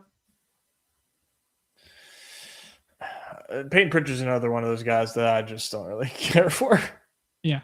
He's a only play him if Derek White's out or JB's out kind of guy. Yeah, he needs, like you said, he needs usage available, and there just really isn't. Yeah. For me, like, could he go off? Sure, but like you really do need like an 8 for 8 from 3 type of night. Chris Watson with some alpha in the chat here. Derek White's down 6% this year on threes. Wonder what that has to do with. You know, is some of that baked into like Tatum's gravity? You know, I don't know, because like Jaylen Brown's also like a great player, but I guess adding one more piece to the floor, could help him out a little bit. Yeah. I don't know. Maybe they're just asking him to do a little too much. Sure, yeah. Maybe it's the new jibs he got. New teeth slowing him down, dude. Fixed up his jibs after the chipped tooth last year. Oh, I bet that's it. I bet that's it. Oh, fucking A. Warriors and Sixers, dude. This is a big one. We kind of talked around it at the top here. There is a big gap between that whole conversation we just had about all those games take place in the first hour of the slate. So your first swap window is all in that first hour. And if you get Embiid news in that window, it's going to swap in tandem with that window opposed to waiting for the Embiid window here. So just putting that on everybody's radar. I think the most likely thing we're going to get with Embiid is just either a straight out tag when they first submit or a Q tag that lingers until tip. So I'm not sure it'll fully be a problem, but just putting it on people's radar that if you're going to swap off Embiid and he gets hit with the Q tag, you got to be ready at all these different windows between 7:30 and 8 because this one doesn't start until 10. So just be mindful there, guys. And there are going to be, if you get Embiid till this late window, the swaps are going to be really limited because you just have 2 games to choose from. Yeah, that'd be crazy if they waited that long. That'd be so annoying. Yeah, interesting swap dynamics. Good shout there. And going to be a very anxiety riddled sweat experience too, where you're just like all eyes on like 2 games, Like, yeah. It's going to be very similar dynamic to the night that I won, where it was like all came down to that like last 2 late night hammers and nothing's really changing on the board except for like a couple people, it's like, it's going to be very strange unless things like go nuke in the late window, right? Yeah, it is going to be strange. And you can't rest easy. There's some good pieces available in these last 2 games, especially in that very last game. Yeah. Okay. So let's talk about this one here. Warriors and Sixers, 221 here and 4 by way of the Warriors now, which is kind of surprising because we still haven't got an injury report. And this has changed from 1.5 to 2 to 3 to 4. And we're going to look at this injury report and you're going to find out that the Warriors are without Jimmy Butler, without Steph this evening, without Kuminga. They're without like presumably some of their best players or definitely their best players. And yet the spread is moving in moving in their favor. So big time Windhurst up tonight for second night of the back-to-back for the Sixers and 4 in 6 5-8 for games for the Sixers most recently. So yeah. And then the Sixers still have not filed. They have until 5 hours prior to tip. So that'll probably be, or like 1 p.m. my time. So they're going to file here in the next 20 minutes, hopefully. That would probably be what we get. Sixers news. As of now, I was treating it as if Maxey plays and Embiid does not, and Maxey was in my top 6 and Embiid was not. I was letting Embiid fall. I took Embiid a couple times in the 4th and 5th round there. I took Embiid, but anything before that, I'm not really interested in the 3rd round. There's kind of like a line in the sand for me with Embiid around Bobby Portis that's when I'll entertain it, but I'll probably still take Vooch over Embiid right now because I like the Vooch spot. So yeah, thoughts on the Sixers dynamic there, Nez? Yeah, I do think that we are getting no Embiid, so it definitely changes some things up there. It makes Maxey look better, and it makes pretty much everybody look better, but also Edgecombe. Edgecombe is like a fun scroll right now. Usually we were taking this guy in the 4th. He used to cost you like a 20th overall pick to take Edgecombe night in, night out. Yeah, I like Edgecombe as a swap tonight. Are you going to get Dominic Barlow, man? What a game. Are you going to draft him tonight? I don't think so. No. I'm not. One of the 5s would have to be out for that. I don't know, dude. Like if Embiid doesn't play tonight, like they added Charles Bassey, who could, mix in, and has experience. Andre Drummond, who has been like, completely cut, could go from completely cut to starting. Bona could be the backup 5. So then it's like, all right, Barlow's like playing the 4 alongside this. Like I kind of like Barlow when he gets like backup 5 run as well. So I don't know, man. I think I'd rather play Kelly Oubre than Dominic Barlow tonight and just kind of run it back with what I did last night. But yeah, I don't know, man. Like when the dude's hot, right? 57 fantasy points, 35 minutes last night. Like it's very impressive stat line. But I think if I'm ranking out my scrolls and my plays from this team, I think I'm kind of done with like the Drummond experiment. Even if he starts, like maybe I'd have like 1 share in the last round, but it feels capped at like 22 and it's not the same as it once was. I think I would play it VJ, Kelly Oubre, and then Barlow and Grimes are kind of like both the same to me as like scrolls.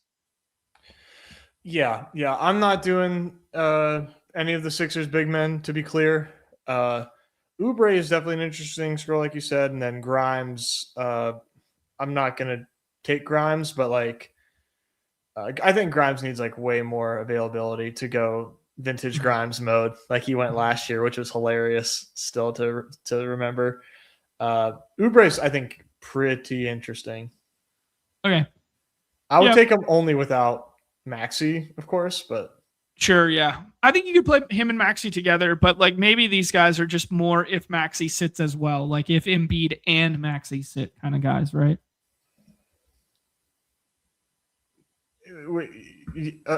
You would take him and sorry, I thought you said you would take him and Maxey together, and then you said Maxey. Yeah, I don't mind Oubre plus Maxey, but then I would also just rather play these guys if both Maxey and Embiid were out. Right, of course. Okay, cool. Let's move to the Warriors side there, dude. Can you draft anyone on the Warriors? Like, I see the pods shout out in the chat there. Moody can hit the 3s. Melton's fun, but is capped usually. Like these 25s, 23s.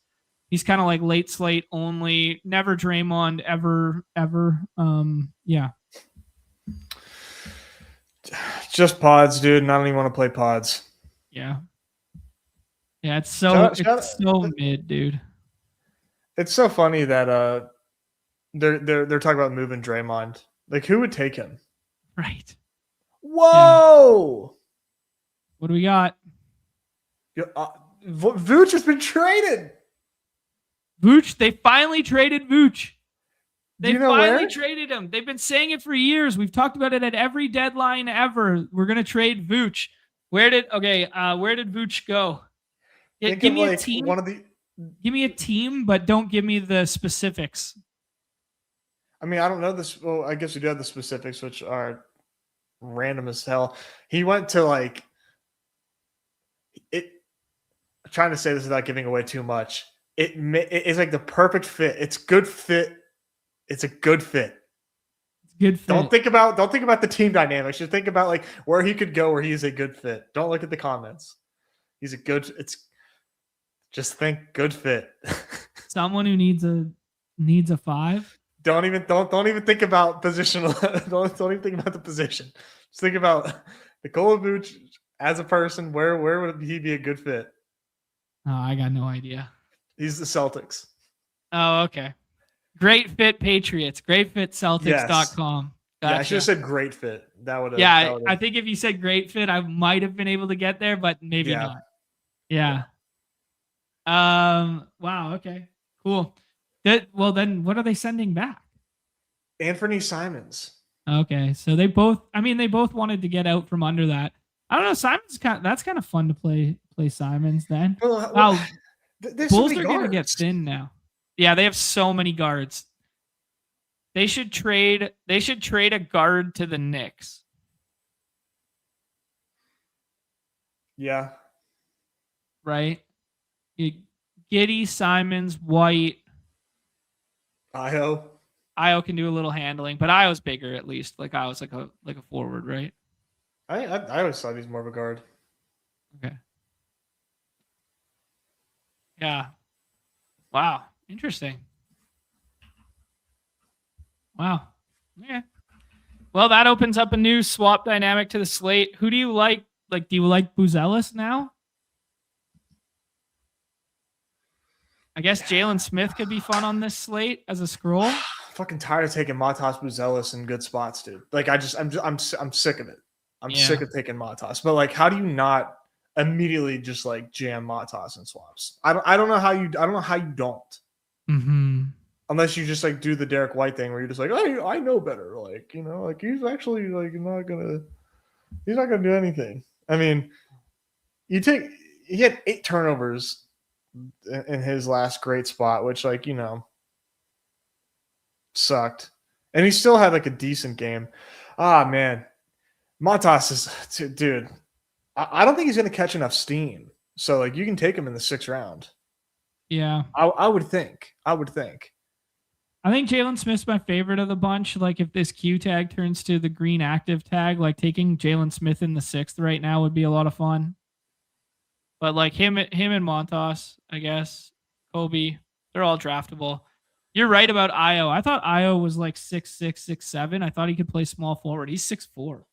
Mm-hmm. You're right. I thought he was bigger than that. I'm an idiot. It's okay. Yeah, I don't know. Io starting again tonight then. Wow, this is really muddy. I mean, this is also the option. What Eggers is saying is like Bulls do not draft list. Yeah, Timmy said except they're playing the shorthanded Bucks, dude. Like, yeah, don't even know where to start with the swaps. Yeah, Bulls are wilding. Yeah, there you go. M-Wald's got it. Simons, Kobe White, Io, Spider-Man meme. It's kind of fun. What the fuck? Yeah, I guess Montas is probably the best of the bunch then. Yeah. But yeah. Wow. This is a really fun day to have just like 3 scrolls.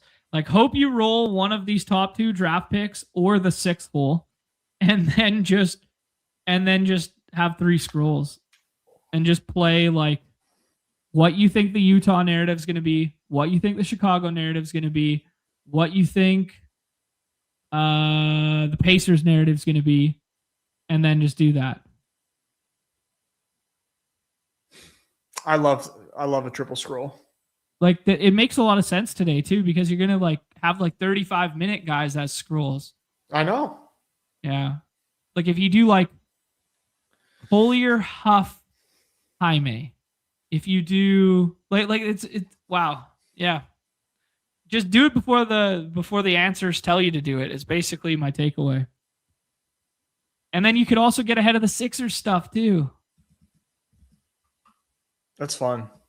Because you could do like VJ in the fourth as if the Sixers are sitting right now. This is a fucking fun slate, to be honest now. I know. It's agonizing, but it's definitely fun. All right, dude, let's move to the last one of the night. Unless there was any Warrior, we kind of skipped Warriors, but it's kind of just like pods and Pat Spencer starts, and Pat Spencer's gonna have a 21 PRA or some shit like that. Like it's just not necessary today.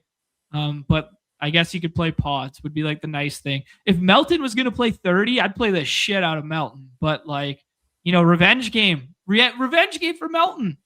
Oh, buddy. Give Melton 29 minutes and let him start tonight and see what happens. Listen, man, I like the Anthony Melton. Maxi Light. Budget Maxi. Are you gonna say anything or just leave me hanging and to die on this? I'm not gonna fall for this. I'm not I'm not going to enable you. I'm just gonna let you speak and let it hang and let people sit with these words that you're saying. All right. Don't play it on our site. Play it on the other site. Play it on the other site. All right. Late night hammer, dude. We got Suns. We got our Blazers.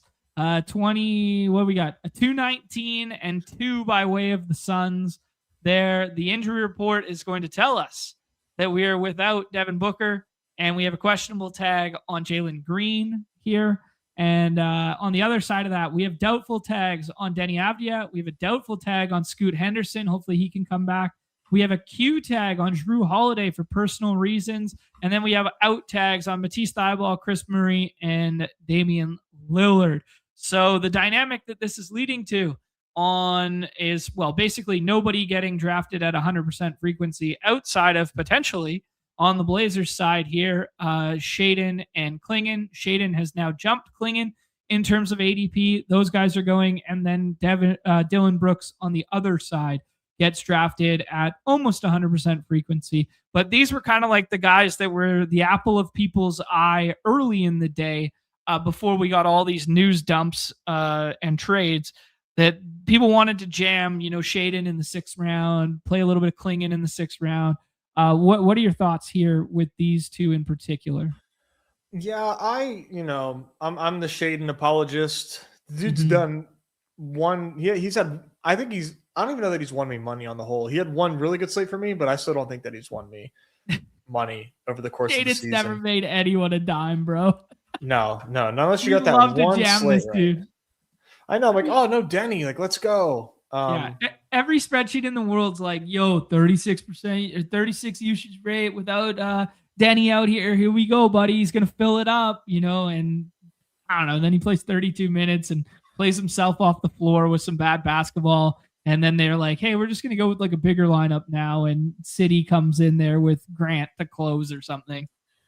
Yeah, I mean, I don't know if the Suns are playing worse defense without Book. I mean, I don't think so. So like, I don't think the matchup is great. Like I'm not a fan of like attacking the Suns right now, this season really.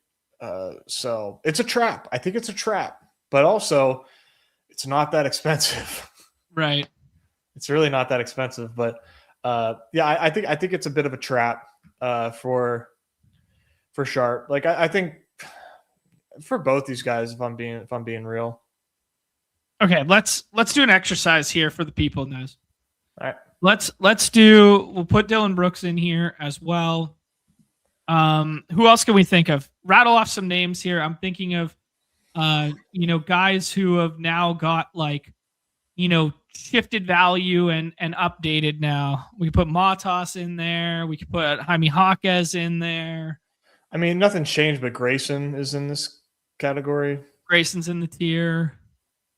Trying to think of some. You got Jaime.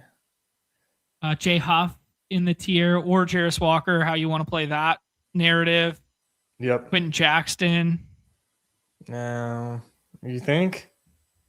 He's going to start tonight, and he's going to project quite well.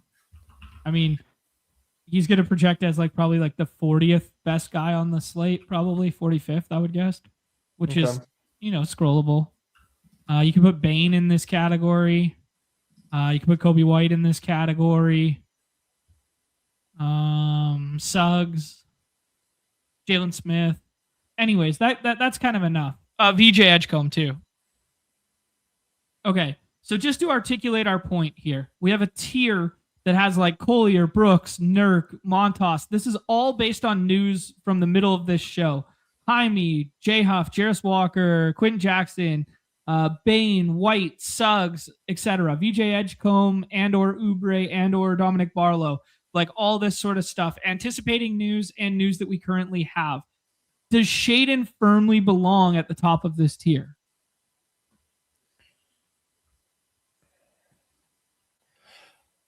I mean, he belongs like top 3. Okay. So who's the top 3 for you of this grouping?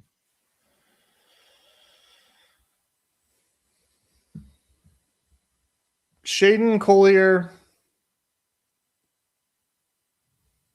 Jaime. Gun to my head. Yeah. And you're scared about the Nurk fake active just because they need him to be active but doesn't actually play? Everybody thinks that that it's not real. Yeah. Everybody thinks it's not real. Okay.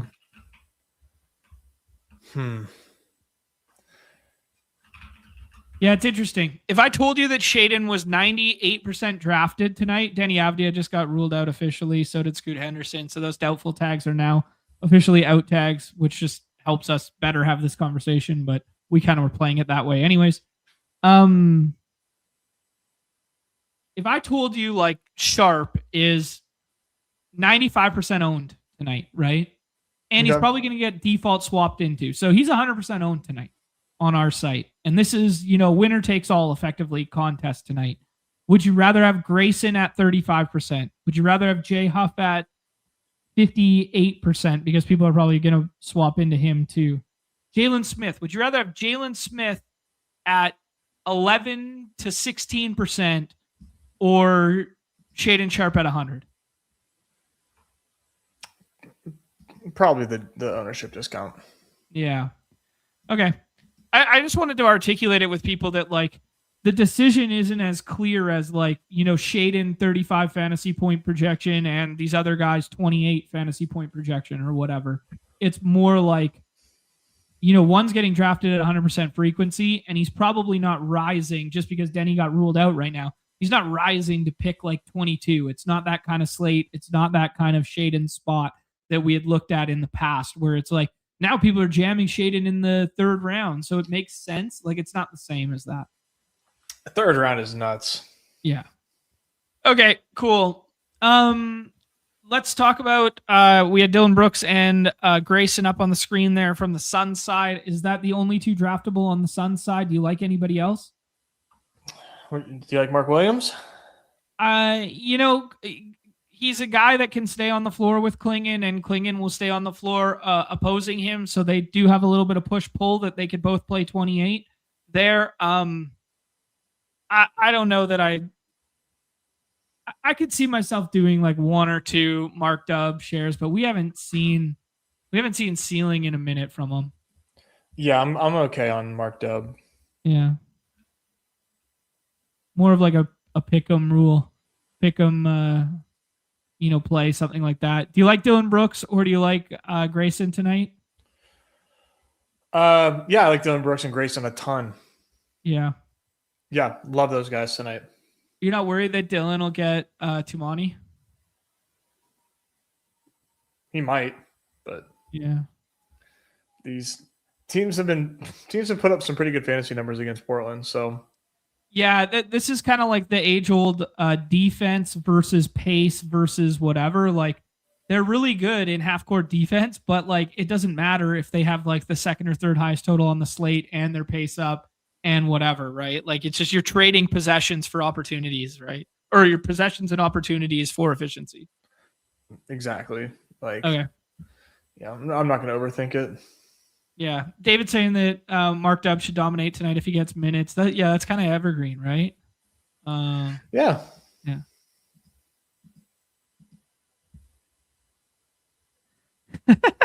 5 vibes. I love this. First, John's trying to say that JJJ versus Nas is a conversation. Now it's Melton being Maxi Light. Someone mailing a drug test. Welcome to the Badge Bros, brother. Fuck yeah, baby. I love bad basketball players and getting pumped about them.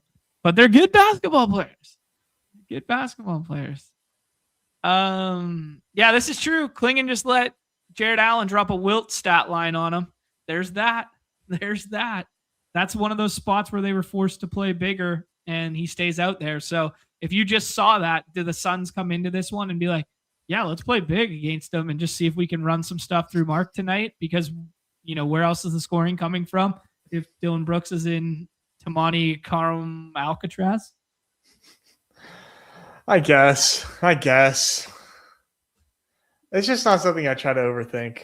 I don't know. I mean, if we're pattern matching SAR spots for like Aiton cooking SAR, so now Cat's going to cook SAR. Like if you're pattern matching bigs, Mark Dub, you could do worse. I know. Yeah. Like that was kind of like where it led me to. Right. Yeah. Well done. Okay. Nez, that's all 10 games, bro. Wow. Yeah. Mixed in some trades along the way. We mixed in some crazy spicy takes. We're going to get in here and draft Dog Bowl number 16 for your boy. All right. I got some work to do still. I'm not sure what I'm going to end up at for Dog Bowls today, but I would imagine 60, I think. Okay. Sounds good. I need to I need to be in there. I need to be in the contest in LA. Yeah. There's Noah and his brother, both Dog Bowl and BR winners and stuff like that. Noah's in here. What else we got? We got Tricky renowned in the MLB streets for some crazy builds. Was it the MLB streets? Tricky? Yeah. Was he a 5-manner? I think it was best ball. Tricky was the guy in the best ball streets who was like, we were all like, what's this guy doing with these builds? Embiid. I don't remember that. Whoa. Yeah. No way. Vaguely remember. Yeah, so score one for the Sharps who saw Embiid coming a mile away. Wow, just saw SGA at 10. Holy smokes. I was just about to take SGA at 3. Nez, I think it's like a pretty clear, tier of 5 here. Do we take Maxi now that we got the Embiid thing and flip the board? Yeah, I think so. Is it that much better now? Is it that much better than Jalen Johnson? We might just get the Maxi out to follow right now. So we would have got it by now. Might have just jumped the shark. We would have got it. Let's see. No official filing just yet. So we shall wait. Still time to get cucked. Yeah, definitely still time to get cucked on Maxi. But yeah, I guess it's an interesting conversation right now. SGA with the Q tag, Maxi with no Embiid, Jalen Johnson or Cade. Who is your next of that tier? After Maxi? No, do you think Maxi should be ahead of that tier or in that tier? Like this tier that we're looking at right now? In it. Yeah, dude. I just I have trouble getting past Jalen Johnson. Okay. Sounds good. So we could do Jalen Johnson at 3. We can do Maxi at 4. And then SGA or Cade at 5. SGA. Okay. Cool. No with the fish move. I love that shout. Eggers. Always take the Q tag in the first round because you get priority swap over Qs in the second round there. Just in case SGA sits and someone else takes a Q tag in the second round. Have to. Absolutely have to. Flipping the board with Cooper Flag there, which gives us Cat with Maxi. I think we're probably both going to want that, right? I don't know how to not draft Cat. Yeah.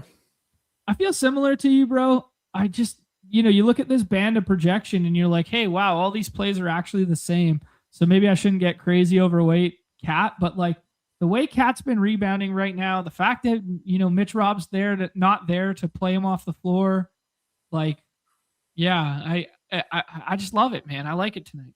It's crazy. Yeah, Never it a Cat. feels. Yeah, it feels so good. Mm-hmm. I have a feeling who you're going to make me take in the third round, but I don't know. I might not. You can wait and see. We don't have to do what I want. There he goes. There we go. He takes him away from us anyways. So we got Sar here. We got Murray. We got Bobby Portis. We got Michael Porter Jr. Vooch is no longer going to be draftable. What do you think, Sar or Jamal? I think I'm team Jamal there. Yeah, I think I'm team Jamal as well. Jamal, like, just floor ceiling combo feels like so cozy in the third round, where it's like this team's going to keep us alive, and it can also hit like 50 or 60 fantasy points in the third round, and we could nuke later. Yeah, it's such a weird third round, don't you think? Or maybe not. Yeah. I think you should be slicing and dicing and mixing and matching in the third for sure, because it is quite flat. Oops. Let's see these combos. Let's see how much you've been scrolling. Too many dingers. Dude's getting after it. Dude is in the dinger streets right now. I love it, man. I love it. Our guy Electric Snuff threw out a tweet yesterday, and he's like, every fucking draft I fire up in the slow drafts, I'm right beside John. I was like, I'm getting after it right now, bro. All right, glad you're enjoying slow draft season. I got no Maxi plus Cat yet. I got very limited of both thus far. I got a good healthy percentage of Jamal, so this is one of one in my combo set thus far. I got a lot of Vooch that I'm going to be swapping out of with that 26.7%. Yeah. Bobby Portis is here. Vooch is there. Never Derek White. Dude, we just got to start pulling up some dudes. This is going to be a triple scroll, as I said. Well, I mean, it's not a huge scroll, but I mean, this is like Miles Turner music for me. Sure. Let's do it. Let's scroll. So Miles Turner is now a 4th round pick. And then we can double scroll the rest of this. I think I got the next one for us, but I'd be interested to see what you say to it. Can I have a hint? Second highest total on the slate.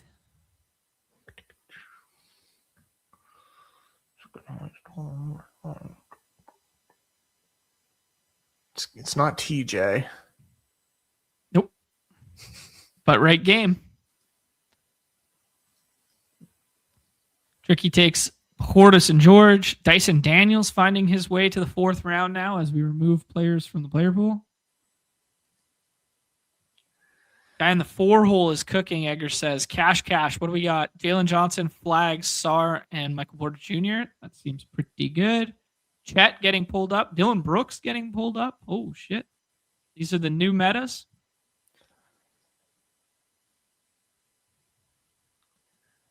Derek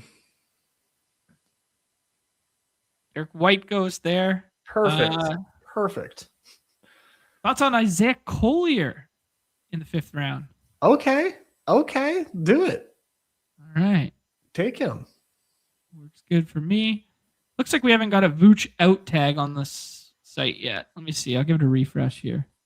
Yeah, I don't know why yours isn't populating. Embiid has an out tag.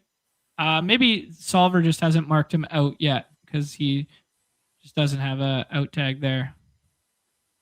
Obviously, no iterations of this combo yet. So we got Maxi, Cat, Jamal, Miles Turner, and Isaiah Collier. And then we're going to have another scroll at the end here. Noah takes Na and Grayson Allen. Anthony Black going here. Do you think you can do Collier and Laurie on the same team? Yeah, because like Laurie's like one of the greatest never dribble but score basketball points players ever. Nurk goes there. and VJ Edgecombe goes there, taking away 2 of our scrolls. I mean, I'd throw my hat in the ring for Jaime Hawkes Jr. here. Yeah. I would also say again. Sorry. Yeah. Yeah. What do you think about like J Huff or Jarris Walker? Buzelis is also playable here. Io's playable. I think I'm Jaime. Okay. Big Mark Dub. He's in the conversation. You know, he's in that dozen, that dirty dozen. Yeah. I like it there. So Cash takes Nurk at 33, which I think's good. I mean, we're a winner takes all. Hopefully it's good. You know, if it's not good, it's bad. Cash with a nice team here. Egger's telling us that Asar Thompson's going to be locking down the good Canadian kid Jamal Murray tonight. I don't know about that. We go with a Maxey, Towns, Murray, Turner, Collier, JJJ team. So probably pairing together some of the preferred swap options here, but at better price tags than other people who will swap in the middle there. One more and call it a show, Nez? Yeah, let's get it. The DBQ. We try and cash some tickets. Also, speaking of Solver, this is great. So this is a totally random coincidence. I was just about to say, speaking of Solver, and just say that our guy Glenn was playing the head-to-head tonight. So for those who don't know, there was a tie for one of the Dog Bowl seats, which means there's a square off tonight, this evening. It's a head-to-head. And Glenn actually just sent us the lineup here as we speak. And it's so funny. His tag is, I couldn't get myself to click Ryan Rollins despite the ETR projection. That's so funny. But there is a heads up for rolls scenario tonight where they are playing for a Dog Bowl seat. So in the instance of a tie, they have a 1v1. So they're having a 1v1 this evening. So that's a lot of fun. We wish him good luck this evening. Yeah, shout out to Glenn. Hope he runs good. That's such a crazy sweat. Dude, 1v1 lineup of like just only superstars for a seat is like crazy, man. That's got to be like, that's like a coin flip, dude. Noah's asking for the Slappy Ferda. Yep, here you go, the Slippy Slappy. There you go. We did a little slide piece on 3-pointers for this evening, courtesy of our guy Len Keith in the chat there. Shout out Len Keith. Oh, speaking of Glenn, there he is. GSD4 in the 104. So we'll get a little insight onto what he's doing. Tay Baconator's in here. Cash in here yet again after cooking from the 4-hole last time.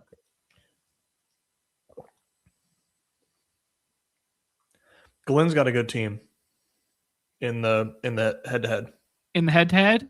I mean, obviously he does, but yeah, so okay, hold on. Let's see if we can put it together.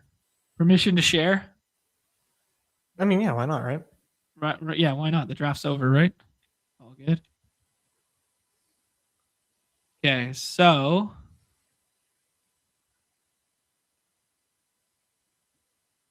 for those sweating at home, we can kind of probably piece together the other guy's team. I can't remember the other guy's screen name.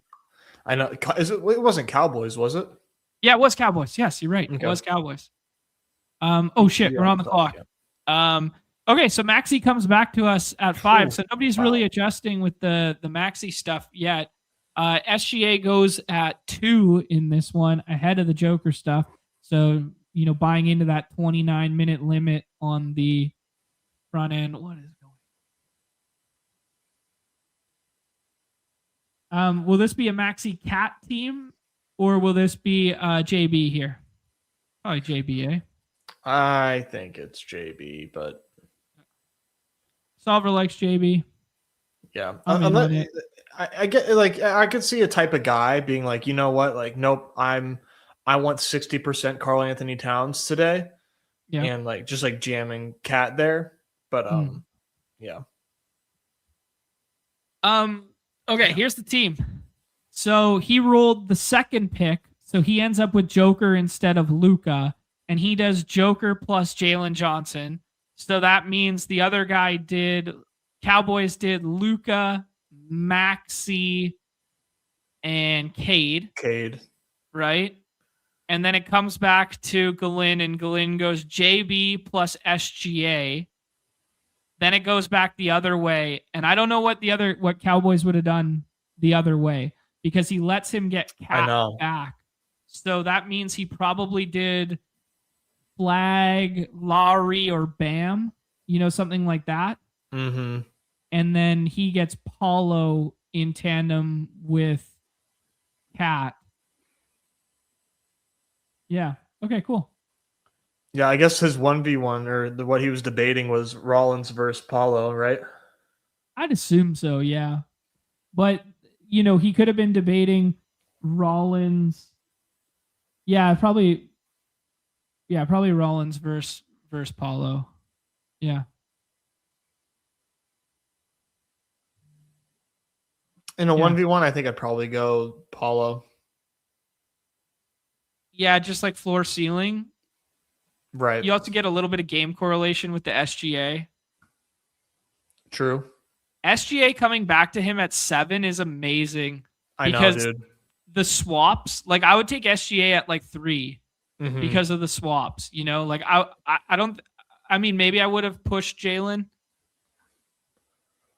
I don't know. I'm with you though. I'm with you. Like it feels weird that he fell in a 1v1 when the swaps are good. Yeah, like the swap for SGA would be like Lowry. like, Right. Yeah.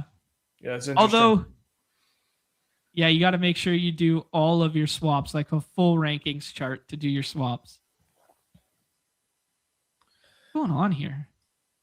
What do you mean? Like sticking?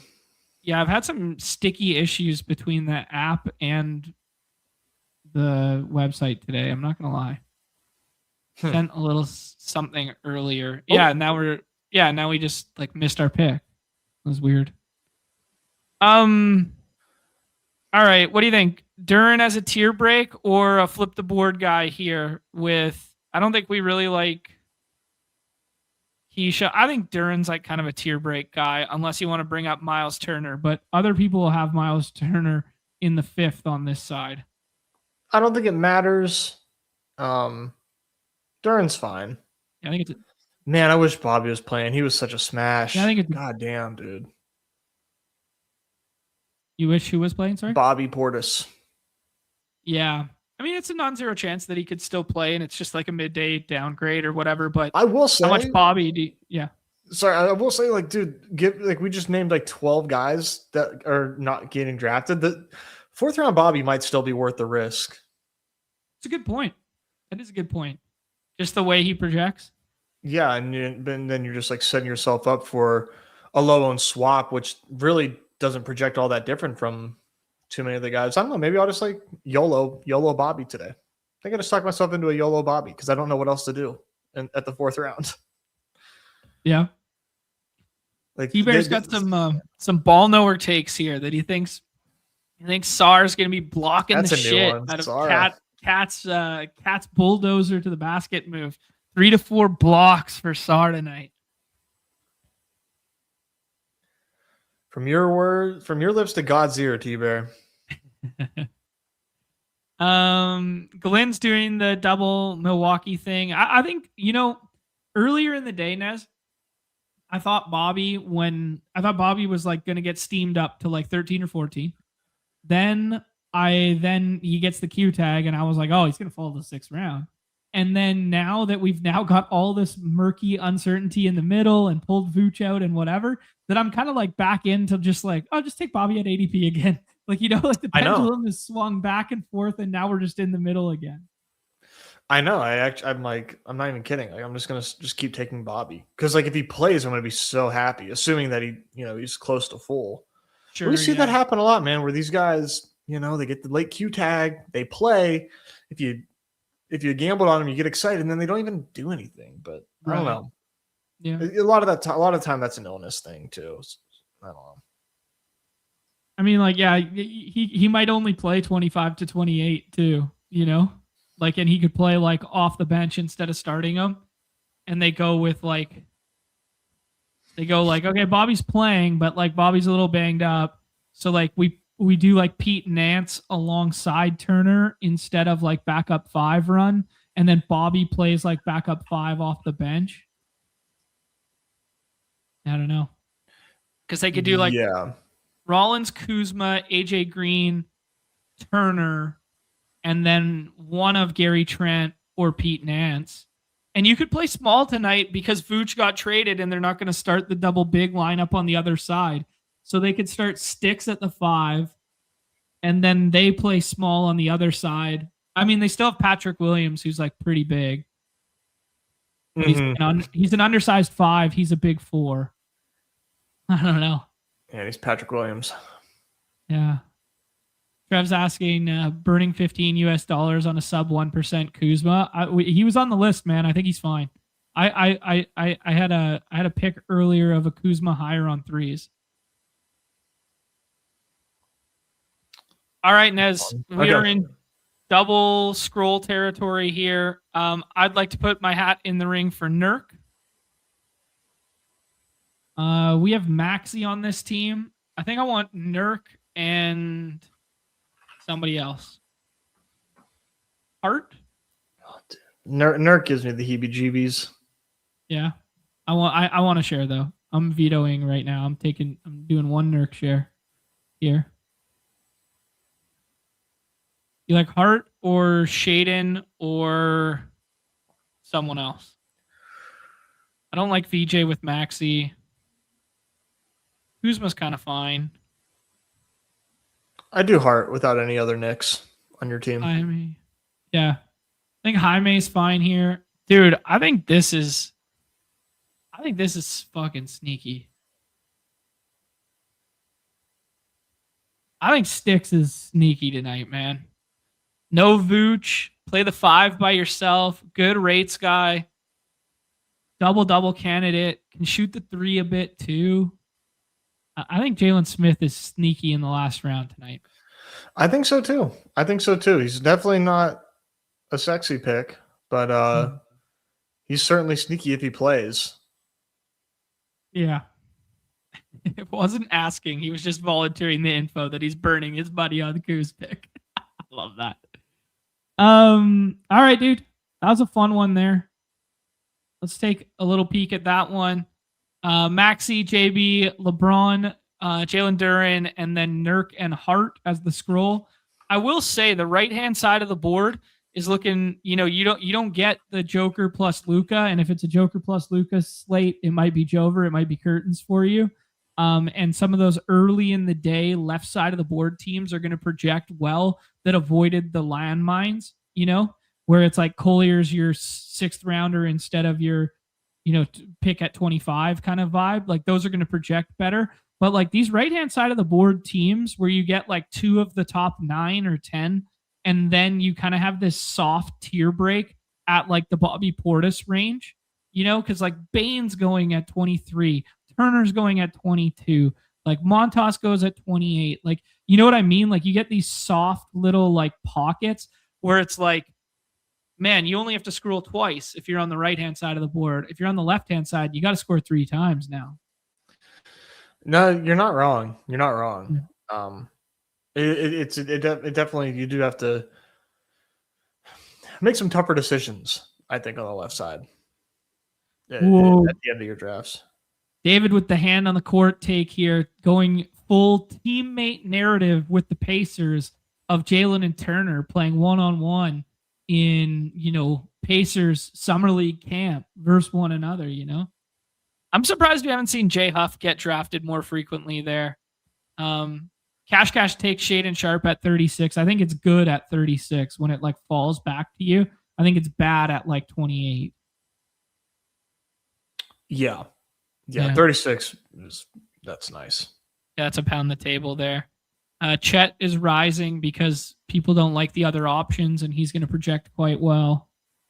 Yeah, very interesting slate, guys. Really good dynamics here. Yeah, this is going to be fun, man. I'm going to get another 20 in at least. I'm going to make sure I got at least 40 or 50 in here tonight chasing seat number 2. Shout out to our guy GSD4 Glenn there. Hopefully he takes down a seat in that head-to-head there. We're going to do another Off and On the Clock by the looks of it on Friday there. And yeah, that means the next 2 days kind of wide open here. Nez, I think one will be members only, and I think the other one will be forward facing. I think we should definitely do a little bit of baseball. But outside of that, I think we're going to do, definitely a little bit of hoops mixed in, but hoops and baseball the next couple of days. Yeah. I think that's sounds like a good plan.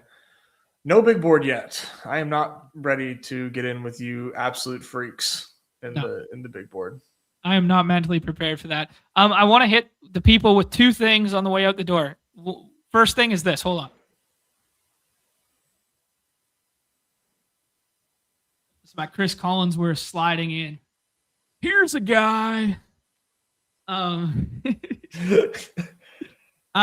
upcoming schedule, Nez, the big sheet of paper here, because I cannot be bothered with computers and such. Next Monday, it's Dawg Bowl plus first day after the Super Bowl. Sam Sherman's going to bookend football season for us. Talk to the BBM champion, talk some Super Bowl reaction stuff, talk maybe a little bit of big board, but no draft kind of stuff there. And then we get a Dawg Bowl qualifier thereafter. Off and On the Clock is on Friday, as I already said there. Then Vlad Settler's going to join us for MLB on the 11th on Wednesday there. And then on the 18th, we're going to have, which is the following Wednesday, we're going to have ETR Skyhook come on and talk a little PGA with us. I think that's the genesis that weekend. So one of the signature events in the opening window. So we're going to have some guests on in the next couple days or the next couple weeks here. We're going to keep mixing in our usual baseball and basketball content as well. And then I am going to put together a sheet for everybody to sign up to be entered into the lottery to be my Dawg Bowl +1. So that's official there. You got to be a member to the channel. You got to have done a Dawg Bowl entry for NBA this season, and you're going to get a little bit of multiplier boost. I haven't settled on, if you get 20 entries for 20 months or if we're going to do it in like 3 months chunks or something like that, but you're going to get a multiplier for long-term membership to the channel to back reward the good people there. So giving away my Dawg Bowl +1, probably we got to iron that out before things, kind of like subside and get expensive and whatever. So we'll tentatively plan that for like, I don't know, 16, 17, 18, 19, somewhere in that range there. So yeah. Yeah, my boss has to put out mandatory clause. Oh no, you get your own room, Jesus you get Christ. your own flight, you get all that sort of stuff. There are no implications. Yeah, the implications. We're going to be on a boat the whole time. The implications. They got nowhere to go. The implications. She could say no, but. Yeah, there you go. Can't wait to be the cuck chair to John's trip there. When Mr. Goodboy's paws are right here. He's ready to rock. But GA looks to be in the running. GA, if you want to be part of this giveaway, I'll be putting out the thing soon. But 29 months, that's going to get him some major clout to potentially be the +1 there. Anything else for the people, Nez? No. Very excited for the giveaway. Excited for Dawg Bowl tonight. Excited for the trade deadline to wrap up. It feels like we're already there, but we still got 2 more days of this shit. Yeah. Best of luck to you guys. See you in the lobbies. All right. Perfect. What if you are the one who wins a Dawg Bowl after he's selected? Then I will reshuffle it and we'll do it again. If you happen to be a winner of a Dawg Bowl seat, I will bring somebody else. I love the confidence. Yeah, I like the confidence too. I'm going to win the giveaway and I'm going to win a Dawg Bowl seat, and I just don't know what I'm going to do. I don't know which one I'm going to choose. Should I participate? Yeah. All right, guys. We get about 500 members. Hopefully a bunch of you guys sign up to be the +1 for the giveaway. So yeah. All right, guys. Everybody's favorite time of the show, The end. Peace. Best of luck in the Dog Bowl this evening. We will see you tomorrow. Everybody's favorite time of the show, the end.